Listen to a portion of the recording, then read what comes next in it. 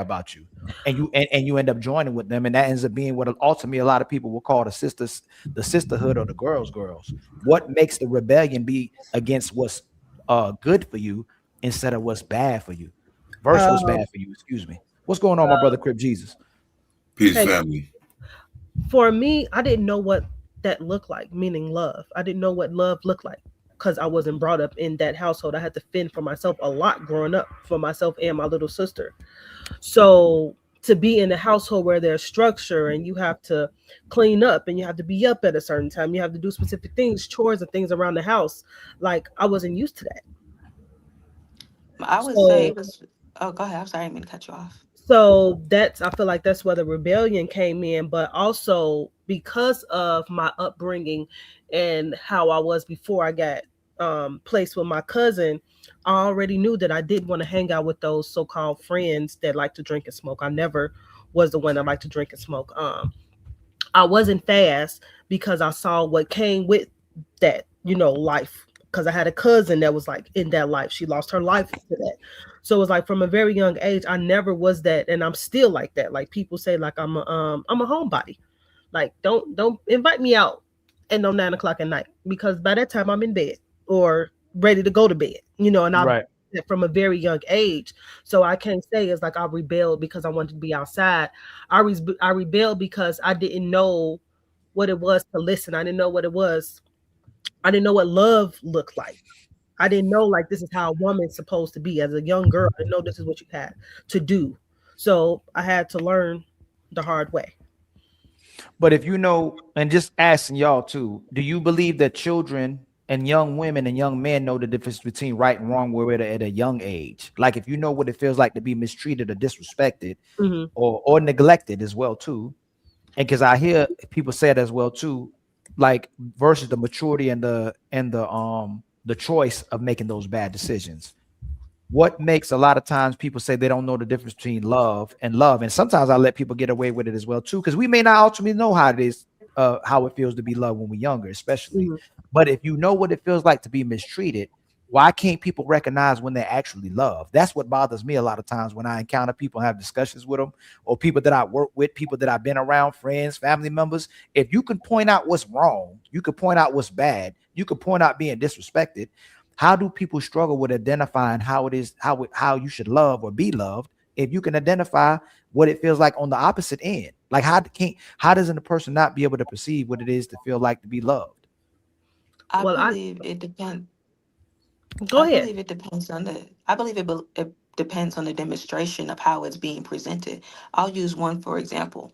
I know a lot of women struggle with that word "listen." You tell a woman to listen, she triggered. You know what I'm saying? But the truth is, well, when you think back to childhood with some families, not all, um, listen was associated with authority. You're not Mm, listening to me. I told you to do this. I told you to do this. So now every time you hear the word listen, you feel like there's some type of authority behind it. Versus if you was to say, I need you to hear me. When you say hear, you automatically feel the need to what? Listen. listen. Yeah. Yeah. So it depends on how it's being presented to you that will trigger certain traumas from your childhood. You can have your mama Mm, say I love you, but it could be that she just said that right after a good butt whooping. It could be, oh, I love you, but it was after I got done mistreating you. You know what I'm saying? yeah. So when was this presented? When was this said? When did you Mm. say I love you? Was it out of nowhere when nothing, when everything was good and happy, or was it after something bad happened? So I And that's what wasn't I'm. told that ho- growing up. Hold Sorry. on, real quick to you. Let my Mhm. brother Crip Jesus come in. My Oh, brother yeah. Crip Jesus. Why do you think uh men and women in general, or I say more specifically women, would rather be outside and see it as liberation being outside than to have the responsibility of being in the family? Well, for the sake of the question, for like you said, women, I could only see that as because of traditional American gender roles. So if a Mhm. traditional American gender role says you're limited to this experience, or Mhm. you're supposed to be experiencing this and not this, everyone wants what they can't have or what seems to be taboo or what seems to be restricted. So in that sense, it would be a form of liberation. The problem is, I think, is when it goes too far, right? So maybe I could use, for example, just seeing in my own life, maybe about, like you said, going outside. Maybe I got a woman who she cooks and she cleans every day. She makes sure the kids are asleep. She makes sure they up for school. She's up before everybody else. She's making sure the house is tended to. It would be some liberation to her to go outside. You know, no, but I'm asking, is it liberation for me to cut my arm off? To cut your arm off? Yes, just asking. If that arm is restricting you for some reason, like if you got gangrene or something. No, what I'm saying is that. Like the Bible says that to do away with the eye if the eye was plug it right, out. but a lot of times the behaviors that we engaging in, do you think it ultimately isn't empowering? It's taken away from us. It's breaking us. It's actually taking us away from the actual goals we probably want to be, which is being part of a family or actually loving somebody and being loved as well too. Why is it what feels empowering, liberating, something that's destroying you ultimately, to the point that a lot of sisters will get to the 30 years old or 40 years old and go, damn, I'm traumatized. I got PTSD. And the one that me and Savage was talking about, I know me and her was butting heads on it, is the healing. Like that healing be driving me crazy. But it's so many people you come across, you go, you know what? I'm ready to love you. You ready to love me? You ready to respect me? You ready to comfort me? You ready to be there for me? I still got to heal. Well, you're going kind of deep here. You feel like someone going out affects all of that? Bigger problems then. So you said we going deeper, right? Hey, Crip Jesus, would you rather, from all your experiences in life, rather be inside of a household with a mother and father who's there surrounding you and loving you, or to be outside with people who are doing everything but being a family? Of course, a mother and father that's loving you. So that's what I'm saying. So when people say, but we have to find some ambiance here. It's like from one extreme to another. I don't think women. No, you asked me to give. No, you asked me to give. I gave you my opinion. I didn't go extreme yet. I just gave you my opinion. What you were asking me. What I'm saying is that I would think ultimately that what people are in search of is something typically what they didn't have. So a lot of times I see when someone didn't have a father, they want a father in their life. When someone didn't have love, they want love in their life. When they didn't have a mama, they want to love mama in their life. If you were poor, you want to have money in your life. Like ultimately, whatever you're looking for is something that you lacking. You get what I'm saying? But does the man going out have that same effect? Like if men are partying, like why? I've always heard this conversation. It's like always geared towards women. I've noticed that, like my aunties or my mama, like, why you going out? Or even with me, like, girl, why you going out? But it's to me, just from life experience, I don't think a woman. I think there's exaggerated examples. There's club hoppers, there's hood rats. But just going out once or twice a month with your girls, I don't think that's going to destroy the family structure. I don't. Would men go to the club if women weren't there? Would men go to the club if women weren't there? Maybe. P. Diddy would. I don't know. So no, men ain't going. If women ain't there, if women ain't get. That's why clubs let women in free and VIP. Because if ain't no women at the club, ain't no men going there. Wherever women are, that's where men are coming. But a lot of times, women will go there by themselves. Did you see what women were doing for Valentine's Day and what they done turned Valentine's Day into? What is it, Galentine's Day? If men were having men in Times Day or whatever you want to do, we would be getting called gay. Like y'all gay as hell. Like women are coming around now celebrating Thanksgiving with each other, being single and celebrating with each other for not having a man and celebrating together. That's crazy to me, calling it Galentine's Day. But whatever it is you're looking for, is the woman supposed to give you that? Or is that a man giving you that? All these problems that are women are coming with solutions for is still the dependency from what the man ideally will give you versus what a woman will give you. You know your girl gonna be there, but who's supposed to be there? Who ultimately is gonna love you and support you more, a man or a woman? Can a woman even out compete with a man in his tenacity of how he would love a woman? Go ahead, my brother Crip.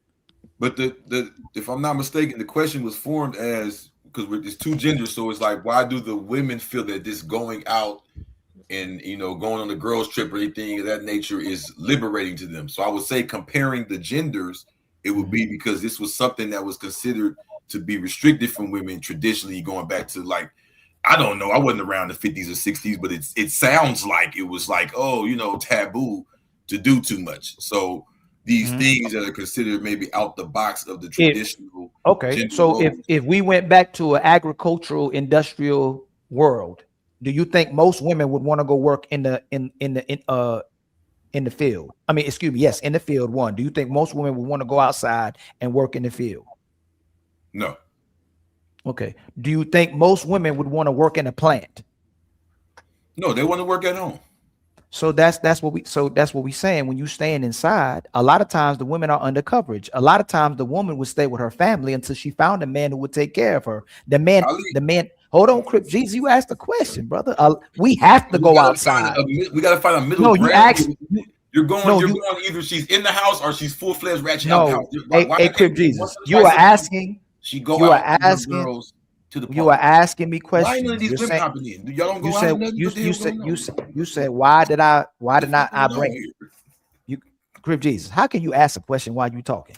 I'm just trying to figure out why the sisters ain't even saying that. I'm trying to bring some ambiance to this. What's wrong with women going out? The sisters, hold on, real quick. Once or twice a month. Hold on. We put a number to it. Hold on. Once or twice a month. Tia. So this is what happened. This is how Ali gets gaslighted, right? Before you came on here, the questions were asked for the ladies, not you. So how are the ladies not being involved in the conversation when they were answering the questions before you got here? Put a number to it. It's flying. I'm saying no. Hey, Crip Jesus, answer. Crip Jesus, you just asked to be involved in no. I'm just trying to put a gauge here. What we talking about? Is once or twice a month? Is it? I'm not talking about somebody that's out every night. Now watch this.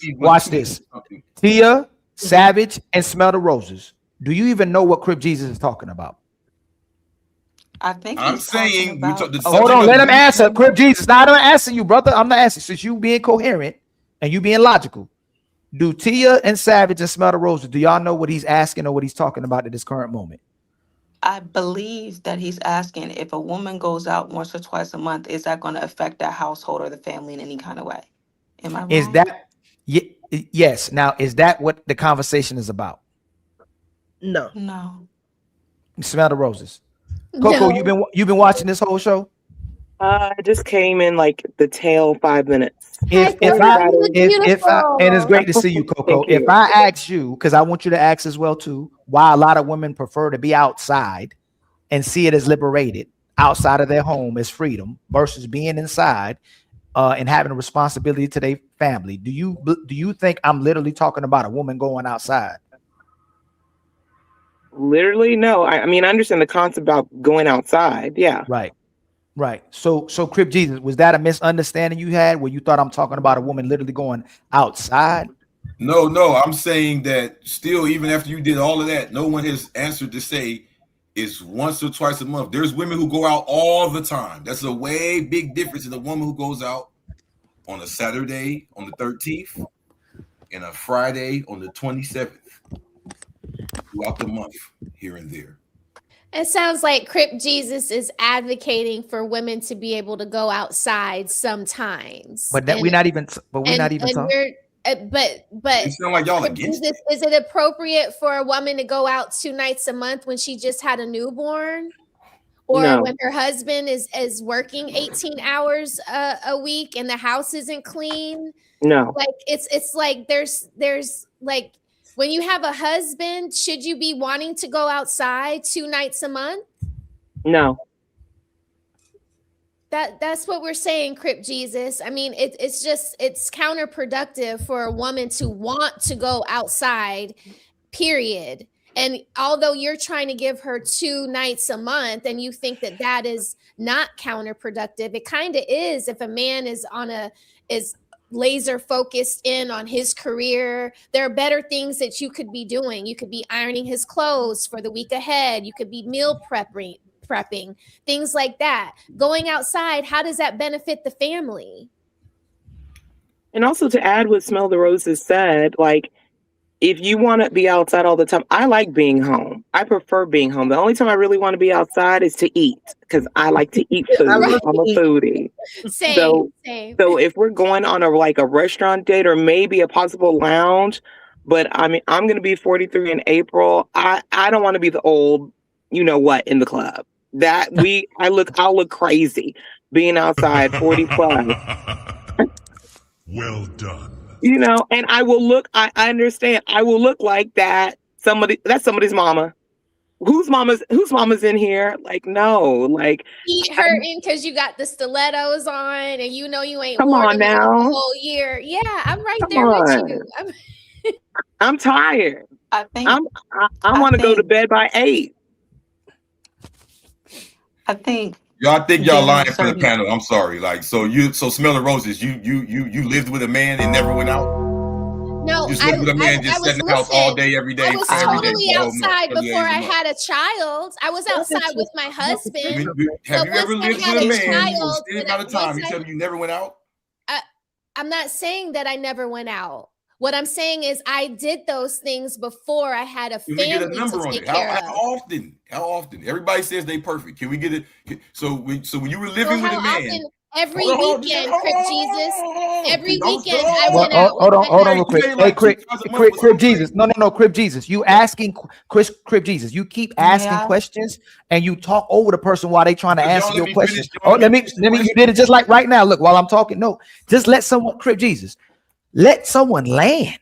Just let them land and then go ahead and rebuttal or ask the question. So just let people, Crip Jesus, moving forward, let the person land. I'll make sure when you speaking to that the people that you get the land as well too. But you're speaking and responding while you're asking the question or talking to the person while they respond or trying to give you a statement, and then you justify it. It's because I was doing this. It's because the earth is flat. Like, let the person land and then you respond. I'm sure you're gonna be able to give an amazing answer that's gonna educate a lot of us on this show today, my brother. You know you're gonna bring that knowledge, and you woke, my brother. I know you Crip Jesus. You know what I'm saying? I know you got body. You know what I'm saying? You're gonna change the world tonight, and I want you to change the world tonight. But just let them land, brother, and we can all be blue. Okay. Go ahead, smell the roses, and then Crip Jesus will respond to you. So yes, I went out a lot. I got married when I was 25. So did I go out? Yes, I did go out. I was engaged at 23. I partied with my husband up until we got married. We got married at 25. He was 28. We partied. But as soon as I turned 28 and I had my son, all of that changed. Like I that, not to say that I don't go out when my friends have birthday parties and we go do a dinner and we might go to a cigar bar, but that is like what, every 6 months. And then I'm like the same, like Coco, I'm dying to get back home. I want to get in my bath. I want to get in my bed. And then I'm dog tired the day after because I was out too late, the night before, and my priorities have shifted. I just don't want to do that. Go ahead, my brother Crip Jesus. I fully respect. I just wanted some numbers. She said that's like every 6 months or birthdays, special occasions. She made it very clear that if it's something she's invited to or there's a reason. I just feel like, once again, there's no disrespect to you. I feel like that's something, more into, like, that's your get down. Now, there's people who go out. I don't feel like we got to throw everybody in the goddamn furnace. If there's girls that go out. Now, let me girls or women. Just let me explain myself. Yeah, let them land. There's grown women who go out. Y'all can sit up here on this panel and defame all the women that go out all y'all want to. They in y'all phone book. They in y'all family. I don't care how mad y'all look. This is a reality. We're not gonna act like these women that we talk about in all these clubs that didn't exist now all of a sudden. You right. Oh my God. No, I'm right. So there's a lot of women who go out. Now, to put them all in a box and act like they're the women who go out all the time, I think that's where y'all losing me at. There has to be a context here. That's why I said, okay, how often are we talking about here? Are we talking about a woman who's just at the club all the time? Probably this is her life, or someone who happens to have a social life. They're not boring. They're not a nerd. They know people. So it was the point. On, I ain't done. Boo-hoo for a girl to have a social life. Boo-hoo for a girl to know a couple people in her town. Boo-hoo, she not a nerd. If she know a couple people, if she gets invited places. Boo-hoo, when she gets invited places every week, she picks one to go to once or twice a month. And y'all calling her the devil and a hoe and all. Y'all should be ashamed of y'all stuff. The women on the panel too. I said it. We didn't say any of that. I just want to say all that bullshit. I heard it all. This is crazy. What you just said is one of the most insanely idiotic things I have ever heard. At no point in your rambling, incoherent response were you even close to anything that could be considered a rational thought. Everyone in this room is now dumber for having listened to it. God have mercy on your soul. Ain't nobody talking about going outside, Crip Jesus. I just told you, you said you understood. You were conflating a woman literally going outside with the fact I was talking about women want to be outside versus being inside. You understand? You understand now? I thought you was above most people, man. I thought you was like the intellectual. I thought you was like, whoa, for real. I mean, I don't know about that woke word, but I got you though. We here. Like, I thought you were the teachers. I thought you were the teacher's teacher. Like, what's going on right now? I'll be teaching. Don't get it. It's cool. No, cool. But I told you the second time we not talking about a woman literally going outside. We talking about people who trying to be outside. They remain outside. Okay, you said outside. I mean, like instead of being inside. Okay, I got you. And I mean, for the responsibility, a woman that'd rather be outside doing her thing and her being liberated and free, making her own decisions, than being inside of a house with a family where there's a man that's leading the household and she has a responsibility to that family. That's what we're talking about, Crip Jesus. Would you rather be with a woman who just want to be outside, or would you rather want to be a woman who want to be under your coverage and she want to spend time with you if y'all going outside? She want to be with a man versus a woman who wants the freedom of making decisions over herself. I would with a woman who wants to tend to the housely duties, of course. That's all. So I'm gonna reel it back in. So we just had a misunderstanding. That's all we was talking about, Crip Jesus. You know, I know you wanted to shoot. I know you wanted to shoot. Hold on, I do the shots for you. They go to shots. There you go. We got it out now. All right. Can we move forward now? Okay. So if you want to talk about the club, do you like women that go to the club? Now, is that who you want to bring home to mama? That's not what I prefer. No. So since you fought so hard for the woman to go to the club, if you had a choice between the woman who liked to be at home versus the woman who liked to go to the club, which woman would you like to bring home to mama? A woman that can do a little bit of both. I didn't ask you. I gave you an option. I gave you the truth. I gave you an option. I don't want my girl to not be able to dance and don't know the new song. No, okay, so let's go here. Let's go here. No, let's go here. Would you rather be with a woman who likes to be at home but occasionally likes to go out with her man, or would you rather be with a woman who loves to always go outside but occasionally likes to be home with her man? Which one would you rather be with? And she leaving you at home when she go out too. She's telling you cannot come. Mm-hmm. But she be like, I don't clean, but let me tell you, I got this ring. Let me tell you the truth, because I don't gotta go off the internet guessing. My women, when they get with me, they love to be with me. They love to hang out with me. Maybe they went out before, but when they get with me, they love to be with me. I'll call them here right now. We together all the time. When they call, you say call them? You got them? It's a them? No, what I'm saying is, I ain't gonna mess with you. So you not single? Oh Lord, what I'm saying is, mercy. Because you know what you like. Don't make me start now. Don't make me start now. What I'm saying is that just in experience, period. Mm-hmm. Right? You may meet a woman who goes out with her friends. She doesn't have a man. Now she's with you, and she's always with you. You hear about this, women complain about this all the time. Oh, girl, you got that new man now. We don't hear from you. This has just been my experience, you know? It's not really like a preset. Like, this is the woman that goes out. This is the woman. You can meet a woman, and now she wants to be around you all the time. You have common interests. You realize you didn't answer. Did you answer my question? Maybe I'm tripping. Did you answer my question? You said I prefer the woman who's going out. Goes out occasionally, but she loves being home with her man. Mm-hmm. Or would you rather be with a woman who loves going out, because there's a lot of those, and she occasionally at home with you? No, I would love the woman that's with me and occasionally goes out. Okay, and I don't think nobody really has a problem with that on the panel. Mm-hmm. That's the main thing we was talking about. And a lot of times, if the woman wants to go out too, she may occasionally go out with her friends, but she likes going out with her man more than she like going out with her friend. Would y'all agree? Listen. Yeah.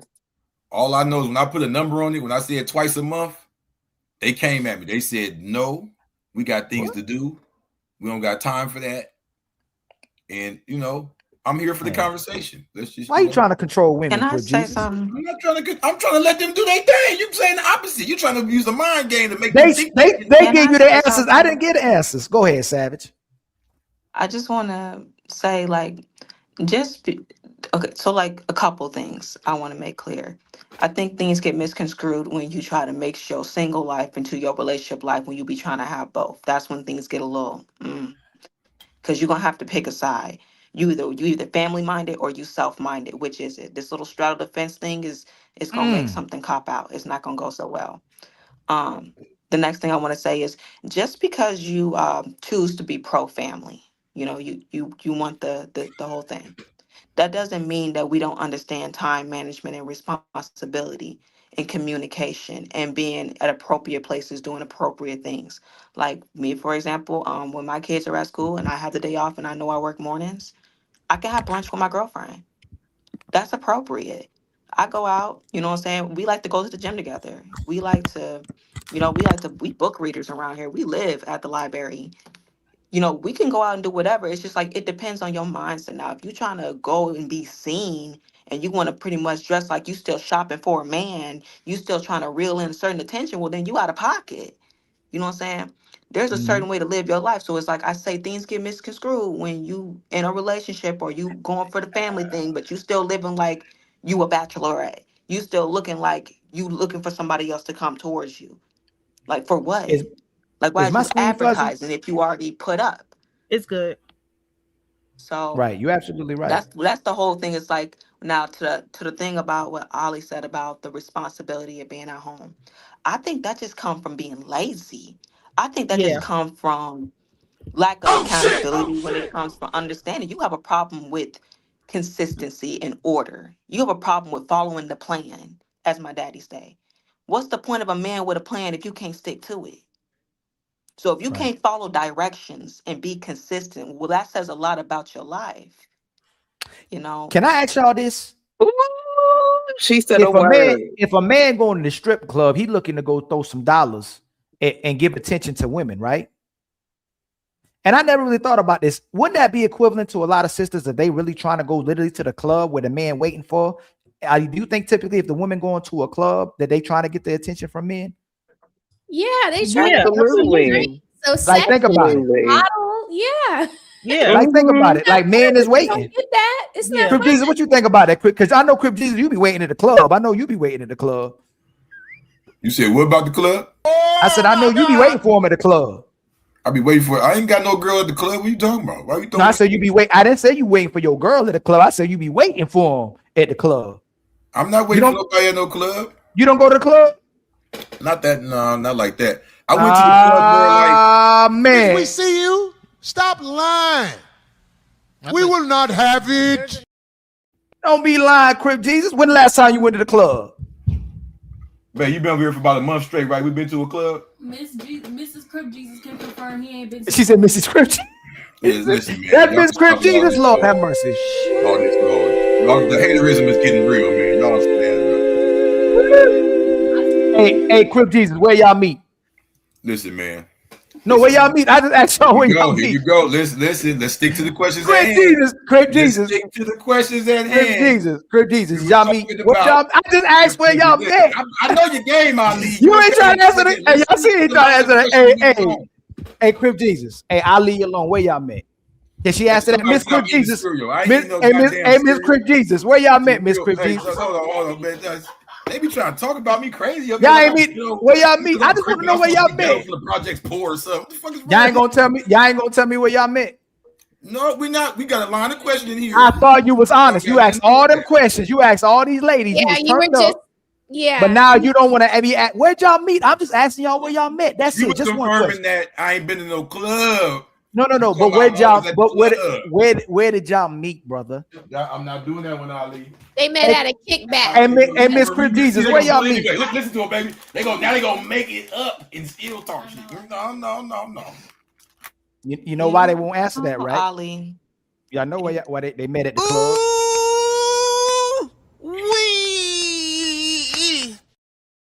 That's where they met. That's where he found her. That's why he met at the club. You want hey, Gotti!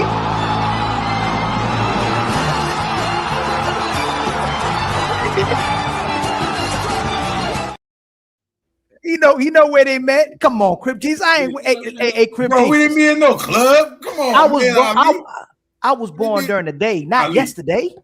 Ali, my name is Crip Jesus. You listen to Snoop Dogg? I don't go to clubs. I never chase a bitch. I'm here to bang that gangster shit to the apocalypse. Y'all call We it. Don't let said me take keep a going. village to raise a child, but what if the village is retarded? Let me read these super chats. It's time for some super chats.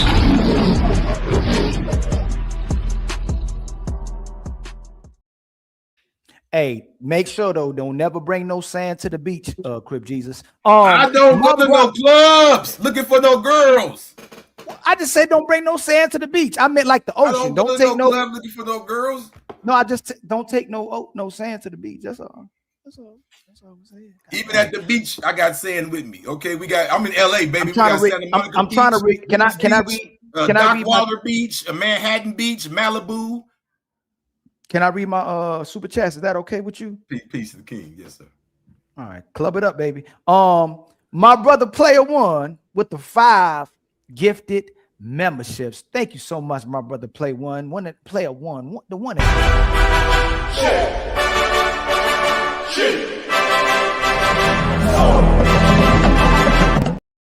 And y'all, shout out to the 300 people in the building too, by the way. Shout out to the panelists. Shout out to the chat. Shout out to the untouchables, y'all. We're going to keep rocking.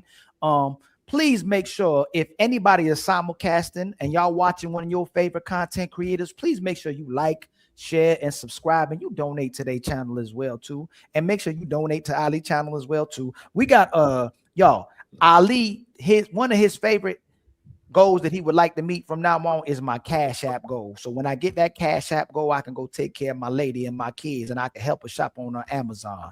All right, we just need $73 more in the Cash App, okay, to meet our goals in the Cash App. That's going to be my favorite goal from now on. And I want to take that money so me and Crip Jesus can go to the club. Next time me and him get together, you know what I'm saying? Because I know he be out there clubbing and shoot the club up. But we ain't gonna tell nobody else. But shout out to my sister. Put this on me, man. Shout out to my sister Doris. I know you be at the club. You know you be at the club. Shout out to my sister Doris. We be like this at the club. Look.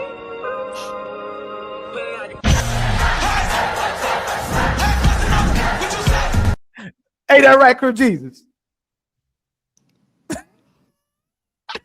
And my sister Doris gifts us with a membership too. Thank you so much, my sister Doris, for the gifted membership. And I'm bad like the Barbie. I'm a doll, but I still want to party. I almost thought I lost my untouchable sign, but I forgot we were playing like we were untouchables no more. So I moved it and I hid it for myself. So I'm trying to find my untouchable button. There we go. No, that's the song. So I still didn't find a button. Hold on, y'all. I done hid the button for myself. Here you go. Untouchable Empire, baby. There we go, right there. And then my brother, Cool Cad, make sure y'all spam my sister Doris emoji. Make sure you spam my brother Fatty emoji. Make sure you spam my brother Player One emoji. And my brother Cool Cad emoji. I need the intro for this song. Now, let me tell you something. I was going to release the intro of the song, right? But what'll happen is if I release the intro to the song, then me and Fatty can't play it on the shows no more. And then I get all the royalties. I will play the song, but Ali will get all the royalties. By the way, thank you, Fatty, for playing that song on your show of the day, for giving me them royalties as well, too. I'll pay you back, my brother. I'm going to see what the numbers are when I get it. It's probably 0.001 cents or whatever that was. But thank you so much, my brother. And shout out to you, my brother, Cool Cad, for the $5. Thank you for the $5. We were all born to be untouchable. and no, that is not my son. Maybe the next one look like that. SQ with the $5 super chat. We bike. Much love to you, my brother, for the super chat. And then my brother Team Fatty hit us with 6 gifted memberships. Make sure y'all keep these memberships, y'all.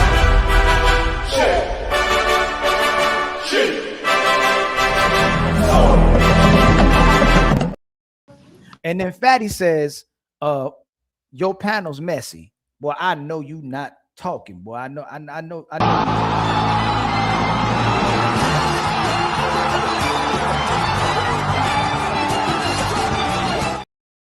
And then he don't know what's going on.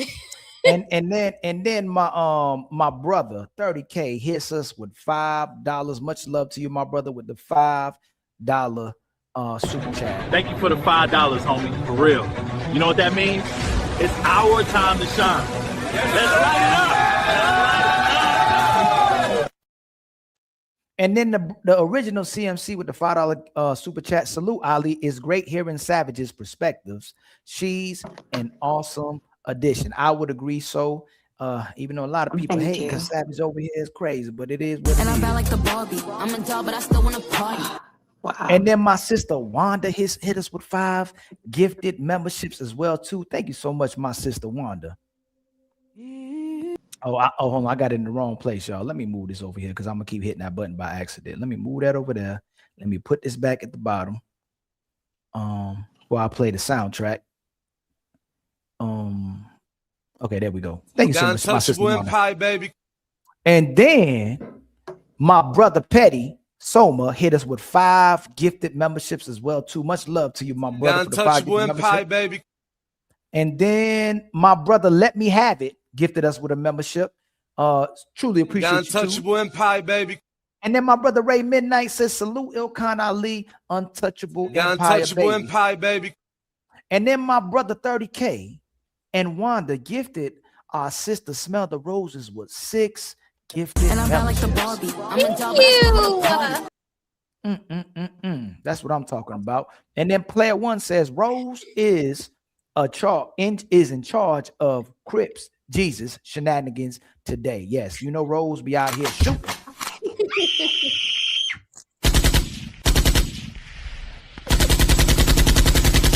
And then my brother CEO says, Rose, with the $5 super chat, straight hold it down, Rose. Ali been fronting on the Wakanda clip. Why I never get the link anymore? Hate. Hey, brother, the link is in the chat. Y'all, if y'all want the link is in the chat. What y'all want me to do? What more can I say? Come on, man. Okay, Ali, you can sing too. You can sing too. You know, I do a little something, you know what I'm saying? I just be Construct Icon with the $2 super chat. Can I rock? Of course, man. Everybody can rock. And then 30K with a $2 super chat. Red Soul Cup. I see where that came from. Much love to my brother 30K.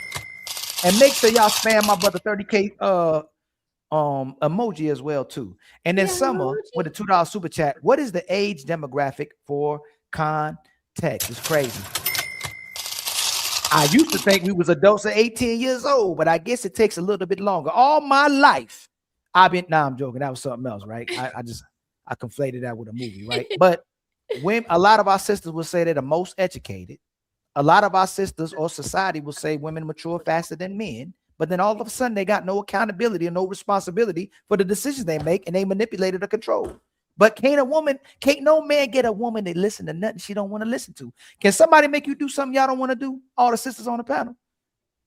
Well, without going to the my extreme. husband makes me do things all the time that I don't want to do. I mean, he doesn't make me, but it's like, do we have to go visit a certain somebody? And then, you talking about the in-law? You talking about the in-laws? Did you see her smile? Did you see her smile and her head tilt? You already knew who she was talking about. No words needed. Y'all, some of the in-laws. Y'all don't like. Is it a lot? Why a lot of? You know what? Let me ask y'all this on the spot. I'm gonna ask y'all this on the spot. Why a lot of times? I have a brother. We don't really gel. You know. Why do a lot of times, I'm not talking about y'all, it's never the women on the panel. Why a lot of times the women compete with the man's mama? Oh, I love my mother-in-law. No, I didn't ask you. I didn't say y'all. I didn't say y'all. Yeah. Okay. Why do so many women compete with a man's mother? They trying to be the main girl. I'm assuming. Or is it the mother doesn't want to let them go? Oh, yeah. I don't become that mother-in-law. I like what she said right down there. So we not we talking about the single mama, or we talking about the mama who got a husband? We talking because about the mama who got a husband typically is good for the son and loves her son. And a lot of women, it seem like when they compete with the mama, they got to keep up with what the mother was doing inside the household to take care of the daddy and the son. So now she feel like she got to compete with the mama to be a good woman. But I don't know. But the single mama, maybe the mama's trying to hoard the son. Maybe she got a son husband, and she ain't trying to let him go. So I guess I say it depends, even though I hate depends, right? I hate the word depends as well too. But it depends on the relationship status of the mama.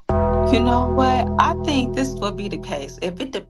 This is not most people's mama, but I have seen or experienced certain types of mamas that think that they know it all, or that they young and that they believe that their way is the best way. And then when they find out that they wrong, they too lack accountability and responsibility. And when they life reflect in the things that they are showing within themselves, they feel some kind of way when they come across a young sister who don't act like them. So they think they could tell them a thing or two. But why would somebody listen to somebody who has a thing or two to say, but your life don't match what you talking about? Why would you take advice from somebody who is incompetent? Yes. So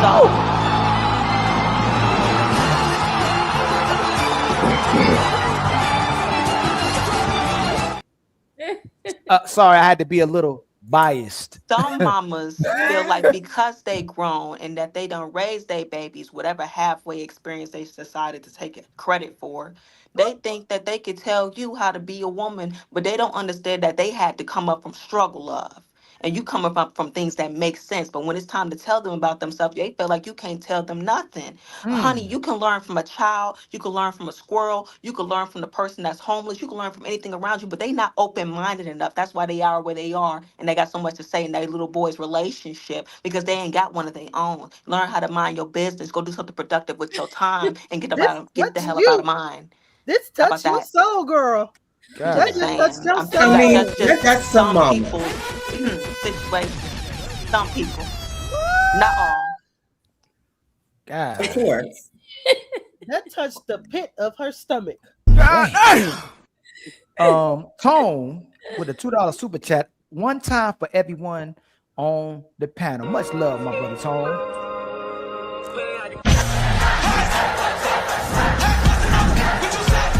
And then Lord have mercy. It looked like a whole bunch of boots. See, that's a whole nother thing. Put her to work. Jesus Christ. With the $5 super chat, met her in the club. Yeah. All the ballers showing love. Good love. Good club loving. Yeah, he knew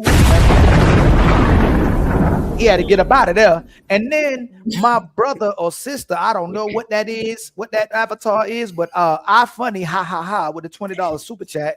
And it is your people, Smell the Roses, I think. Yeah, he's one of my faves. He's one of my faves. I want a woman that's in it with me. I take loyalty over love any day. Hey, Mrs. Rose. Hey, I'm funny, ha. Thank you, sir.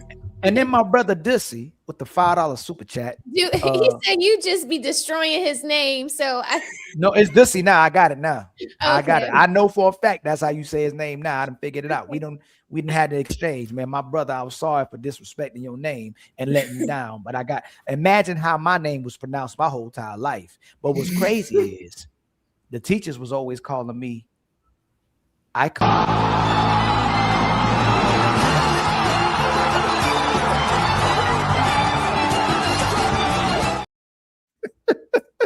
Holly, you on today. Is Icon here? Is Icon here? I was like, I don't know What icon? That ain't my name though. But now I realize now they say icon. I always was an icon. You feel me? Maybe they should have named me icon.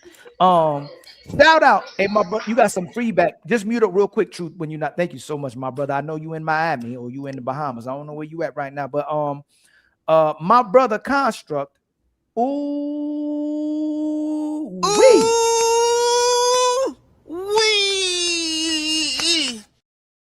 And then my brother 30K gifted us with another membership, man. Much love to you, my brother, for gifting us another membership. And then, hold up, let me hit the button. Untouchable Empire, baby.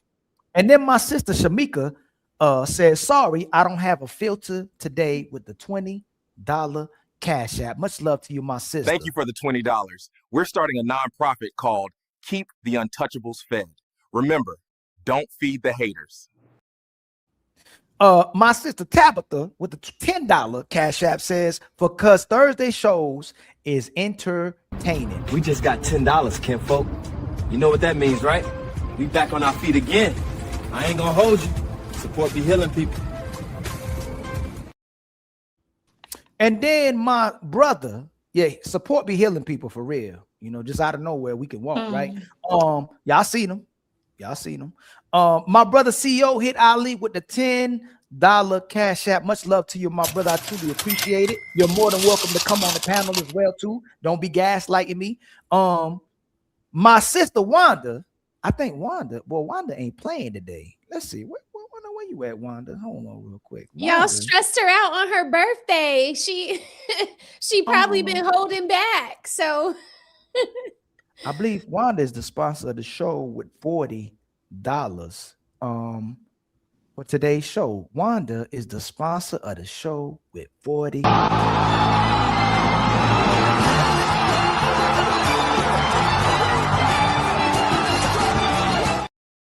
She hit us with $15 more in the Cash App. Okay, the sister's showing out today. That's what I'm talking about, man. That's what I'm talking about. And hold you, more business. And then my brother Backworks hit us with a Cash App as well too. I truly, Backworks, you support us almost every single show, man. I truly appreciate that. I think you done earned. I think I might have to give you. I think I already got your emoji. I just ain't put it up here yet, though. I truly appreciate you, my brother. And then my brother Frederick hit us with a membership, and then my brother Stu hit us with a membership as well too. I truly appreciate you. The Untouchable Empire, baby. And then Fantasy Island Girl, Fantasy, you should pull up as well too. Don't be hiding with a $2 super chat. CEO, spare yourself. You know how he gets. Well, how about you come show us how we get? Fantasy Island Girl. And I'm bad like the Barbie. I'm a doll, but I still want to party. My bad. Yours is probably more like I this don't one. cook, I don't clean, but let me tell you, I got this ring. She's a roaster. She's a roaster. Definitely cooks and cleans. She cooks and cleans. Fantasy, but she got this ring though. Even though it didn't play out too well for that sister though. Hopefully it plays out for Fantasy though. I'm just joking. Let me see. Okay, my brother Truth. What's the word, my brother? What's the word? What's up? Can you hear me? I got these noise cancellation earphones. They holding up all right. I don't think they're holding up all right because I still hear noise. But maybe you gotta press. Do this. Take that headphones, throw it up in the air, walk over it, and then I think the noise cancellation to come on, my brother. I'm just waiting for my check and I'll get up out of here. But I saw the topic and I want to chime in real quick. Can you hear me? Yes, sir. Yes, sir. All right. So I say that women are not more mature because this is how women's mind work. And Dr. Shahrazad Ali touched on it, and women on the panel admitted to it because I believe like a week ago, a woman said that she really zeroes in on the type of man she needs and wants when she's 30. You remember them admitting to that? Yes. Okay, so this is what happens. See, when women hit puberty, their brain turns off because people are paying attention to them because of what they look like. They're lady lumps. So they go along in life. Their brain will turn off around 15, 16, let's say when they hit puberty.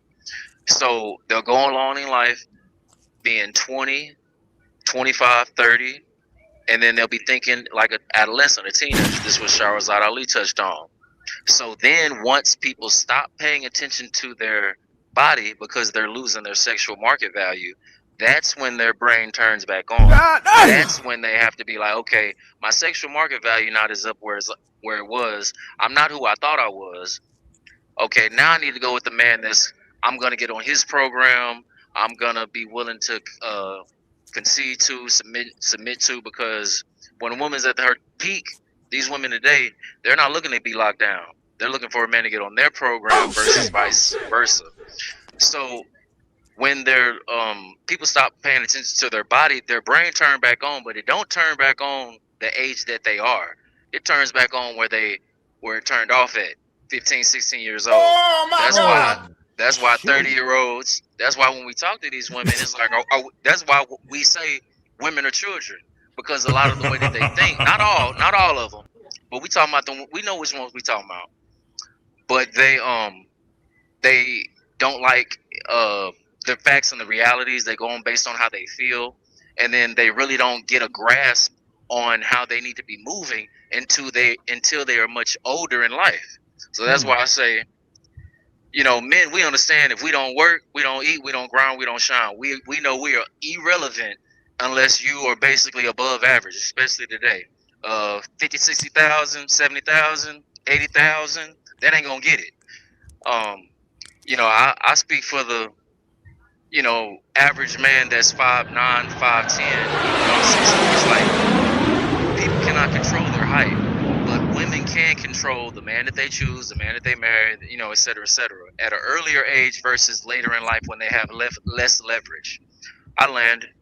Thank you so much, my brother. I agree. Do anybody got any rebuttals for what my brother just said, which is a great, phenomenal point, where if a woman brain turn off at 15 to 20, when it turns back on at 30 or 35, it starts right back at where she was as a young woman. Does anybody have any rebuttal for that argument? Do you believe that it works that way? Coco, I saw your head. I don't know if you was agreeing this way or not agreeing that way.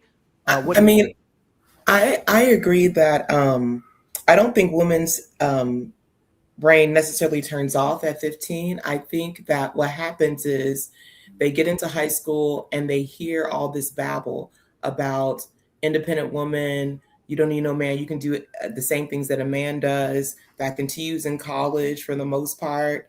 And then into your late 20s, early 30s.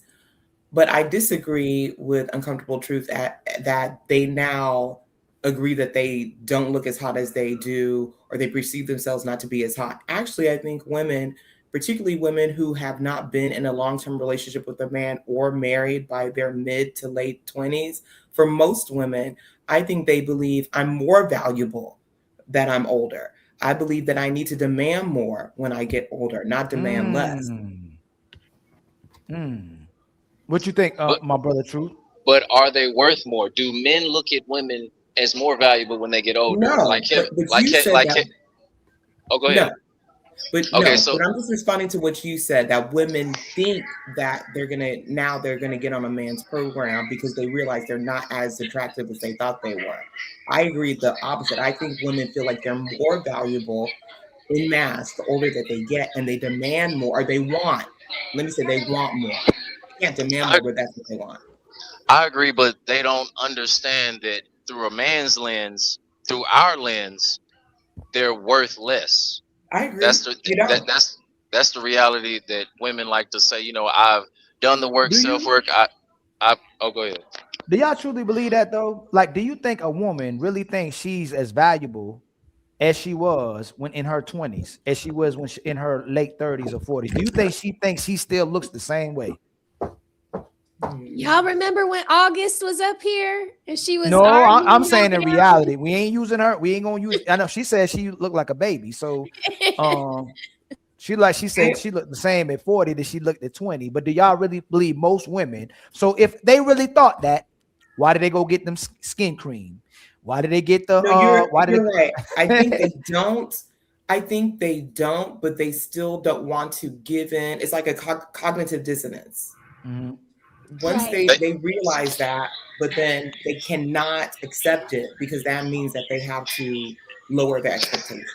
Exactly. They it's like a mind game women try to play.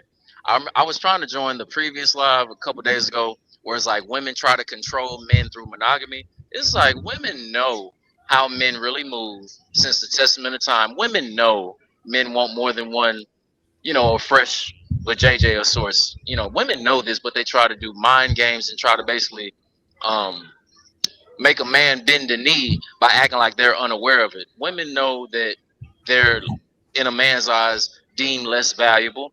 But here's the thing, the kind of when I say to that, when a woman is with a man and she builds equity, like she got skin in the game with them, that's when she builds equity. And even if she's 50, 60, 70 years old, she's extremely valuable to that man. So these women who are in the marriages for 10, 20, 30, 40 years, that woman is extremely valuable to that man. But the thing is, women want to be valuable to every man and then don't put no skin in the game. So the kind of went to that. Women, you're valuable when you get older, when you lock it down with that one man and build equity. That was My God. Any rebuttals at all? Any rebuttals at all? I'm out, y'all. Okay, nice. Tia, hi, ya. Yeah. Don't hurt nobody. She going to karate class? I do Aikido. Oh, okay. Cool. Okay, well, good luck to you. All right, thank you. Have a good night, y'all. So let's play. I want y'all to see this real quick, okay? I want y'all to see this. Did I do this right? Hold on. I think this is the one. Hold on. Could understand, but then you look back in hindsight, when I turned 30, I was like, that's not okay. Girl, the moment when you realize and you get the age of a lot of people that were around you and doing stuff, it's almost a mental break that can happen because you realize, you were taking advantage of. Oh, I was being exploited. Yeah. Oh, was very difficult for me when because at 15, I'm thinking like my boyfriend's older because I'm doing an older job and I'm doing a bunch of things and this is the way that it is. And it seemed normal in my mind. But then especially if you're an older soul too. Especially if you're mature for your age. I love the Hillary Duff song. Oh my God, me too. Yeah, because it's like, we all had the same damn life.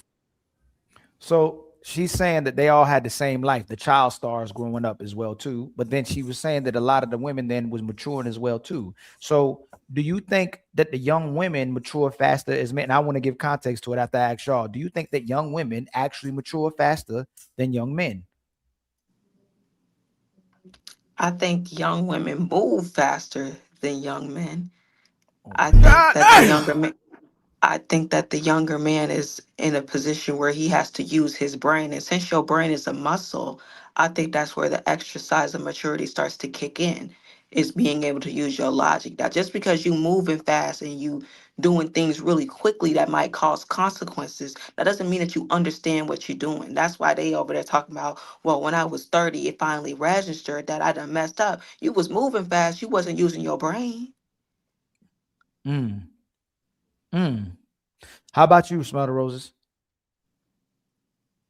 I mean, listen, I think that we get pinned with being more mature earlier because we're able to sit in a classroom and not fidget or want to play with toys the way young boys do when they're in classrooms. But because we know how to sit quietly or be prim and proper sooner, I don't think that makes us more mature. Because we fall victim to a lot of things that, it comes from our immaturity, our immature ways of thinking. And you see that in older women who are not pair bonded with anyone. They get up here and they say all kinds of really childish things. And it's like, there's no way that woman was more mature than her counterpart when she was 18, 17, or 16. So. Yeah. How about you, Coco? I think that women at a younger age learn how to communicate and are better in social dynamics than men. I don't necessarily think that women are more mature. I think that they have better social skills than men. Because if they were truly mature, then they would value, the majority of women would value what is not superficial and seek to settle with men at a younger age than not. Now, I don't entirely blame young women because, again, we are grown up in an environment that constantly tells us to be independent of a man. But I do think, especially from 18 to 22, when you experience life and you see certain things, there's something that's going to tell you, I hear what they're saying, but this ain't right. And if I meet a good guy during college and we gel and he is on a good path, I need to get with this man and stick with him because it's going to be more valuable to me in the long run. Because I remember in college, or really grad school, when I met my husband, you know, I was in a sorority and they were like, oh, let's go out back to going to the club. And I was like, no, I'm gonna be with him. And they were mad. But I'm like, I'm not trying to be an old lady with you, like with you girls. I'm trying to get married and be with my husband. So I think that is when that's when you know who's mature and who's not. When you get into that early mid-20s, that's kind of when the two sides kind of split. Right. How about you, True? Do you think the young women are more mature faster than young men? Do you think it's the truth? Is it true? They're put in more mature situations faster than men because of their body matures faster than men. They hit puberty. So if you're looking at that essence, then yes. But a lot of women, they are like the head football player. He peaked in high school. That's what a lot of women. That's where their mental peaks, because as we can see, a lot of women call in. I'm not saying all, but a lot of women, they're put in mature situations because of their body, but that's where they peak at. So, but real quick, I wanted to ask Coco, Miss Coco, I'm sorry. Those women that wanted you to go out, what situation are they in versus yourself? I will protect the not so innocent. But what I will say is most of them are divorced or single, more than half. Particularly the ones who wanted, particularly the ones who was like kind of mean mugging me a bit about not going out with them. And this is over 15 years ago that this happened. Not only that, when a lot of us started getting married around the same time, I remember we were at a wedding and my husband was sitting down and I got his plate. And when I came back, they were all looking at me like I'm a ghost. Like, you got his plate? Why? And I'm just like, this is what I do. What anniversary are you going to be celebrating? This year will be 16 in September 15th. 16 years. Look, you done won the NBA championship, the Super Bowl, Amen, et cetera, et cetera. amen. I congratulate you.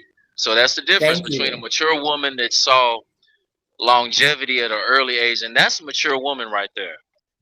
That saw, not in the moment, but 15, 16 years down the line and 30 to 60 years down the line. Yeah. I thank God for my husband. And sorry, let me say this real quick. The women who constantly say, I want to travel, I want to travel, I want to travel, they're not enjoying their lives. They're not enjoying their lives at all. It's a way to escape because your life that you have at your home is not that enjoyable for you to have to be the main thing. Oh, we got to travel. Where are you? Honestly, I'm not saying I don't want to travel. I love to travel with my family. During spring break, we're going to travel. But this constant need to travel, you're trying to fill something because your life is not that interesting. I literally just said the same thing. It's a form of escapism. When women want to basically do everything with self-love, self-travel, just everything is about themselves, because when you work with somebody, whether it's with a company, I'll give to the career women, to the career women, alongside with the women that find a a companion to do life with, that's when you really complete a goal, because we set an objective and we cross the finish line together. But a lot of women that be traveling by themselves, I'm gonna think of her name in a minute, but she was the editor of Cosmopolitan, and she was talking about traveling, makeup, a lot of self thing. Kevin Samuels did an episode on it. It was one of the pushes of the feminist movement. I'm gonna think of it. Charlotte Caroline Bryant. I'm remember the name in a second, but basically the women who always wanted to travel, like Kendra G, the women that call in, Vivica Fox, it's just this travel. It's basically escapism from the responsibility of being what a woman is here to do, is basically help a man, contribute to her family. But if she's away traveling, she's on vacation from everything. That's it. So then that's why I'm asking at 18, even going on to maturity, when women say they mature faster, develop faster, which honestly, truth, they do. So outside of puberty, women mature faster than puberty. Women mature faster with language skills, vocabulary and reading skills. Women mature faster with emotional regulation, and their brain development matures faster as well too. So it leads me to believe there's a reason for that as well too. But then I have to ask, if there's a reason for it, do women typically 18 and up, are they looking for stability, or are they looking for somebody to ultimately finance a lifestyle and then invest in their lifestyle? Like, what are they typically looking for? And I accept. Let me let Savage and Smell the Truth answer that, and then you go, Truth. Since you and Coco had that back and forth, like, do you think, Truth, typically are these women, when women are saying men just want sex, men don't want nothing, men don't want to settle down and get married, what are a lot of women from 18 to 30 looking for? Are they looking for stability in a husband, or are they looking for somebody to finance their lifestyle or have their own life? Savage, I'll start with you and Smell the Roses. Yes. I think, in my opinion, and this is not a fact, I'm not 100% sure, I think some women get caught up on the picture of like the family and the picket white fence and stuff like that, the dream of what it's supposed to be in their mind. And they picture this relationship. I mean, they watch all these love movies and stuff, like, oh, it's going to be me and my husband, watching stuff like The Notebook, Love and Basketball, Love Jones. That's what they start thinking that they're going to get right away. So I don't think they're so much as looking for someone to finance their life. They just know that that's what comes with it. The only problem, in my opinion, is you can find a guy that has their stuff together and he's good in that. The only problem that he don't want to be your husband is because you don't know how to be his wife. Imagine asking for this kind of person and then you get him, but you don't know how to be a wife to him. You don't know how to be a partner to him. Now, he did the work to be the man that you want him to be, but did you do the work to be the woman that he needs you to be for him? Most of the time, the answer to that is no. So it's not that there ain't no good men out there. It's just, in my opinion, there's a lot of women that's not good women out there. So. What you think, Smell the Roses? So I just want to. Oh, go ahead. I was just gonna say we just got to remember that men have the ability to say no because they have standards too. Mm-hmm. Agreed.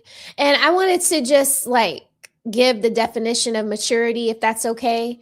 Maturity is the ability to think, feel, and act in a balanced, responsible, and self-controlled way, especially when facing challenges, emotions, or conflict. So this means emotional control, responsibility, self-awareness, long-term thinking, empathy, which a lot of women lack. Okay. And accountability. Accountability is wrapped up in maturity. So when you think of maturity, you need to think of emotional control, responsibility, and perspective. A mature person can stay calm under pressure, handle disagreement without chaos, and grow from mistakes instead of repeating them. So when we take all of that definition, I have to say, no, the ladies are not more responsible or more mature than men. How about you, Truth? That's a very precise definition and pretty much on point. When it comes to the question that you asked, a lot of women, they I think that they try to use their self as a lottery ticket to get the, you know, quote unquote high value man, the ball player, the fairy tale prince type situation. And then if they don't get it, that's when I'm downtown. That's when they just basically bow down to what they can basically the plan B type dude, or the you You know, gotta get closer to your mic, Truth. the man that was waiting in the background, the plan B. So they'll try to get the most valued man that they can, because, you know, social media made it attainable to where they can see, you know, the type of man that they wouldn't be able to see or obtain when social media wasn't, you know, a situation. And then when they can't get it, they result, you know, when they hit the quote unquote wall, or when they can't compete with the younger women coming behind them, that's when it's like, okay, let me just go with the man that's been trying to get with me. Let me just go with what I can get, and that's the safe way out, because they understand at 30, that's when they wisen up, and then they finally say, okay, let me make the mature decision that's gonna secure my longevity versus this short-term situation. But is it a Smart Rosa?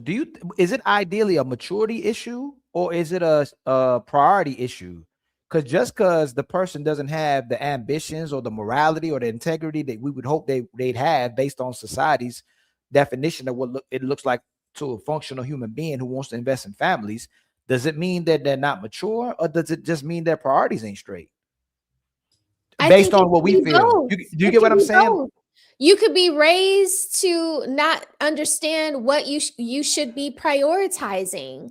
Like in my house, I live with a mother and father, and my dad was like, you ain't shacking up, and you know, you ain't having babies out of wedlock. And so I didn't prioritize like sex. Like, you know, when Coco was talking about her friends and the ones that are single now or divorced, a lot of those women prioritize not just what a man looks like or how much money he has. When young women are young and they're out here having sex, they prioritize how good sex is. I never thought that you should pick a man based on his sex abilities. You know what I mean?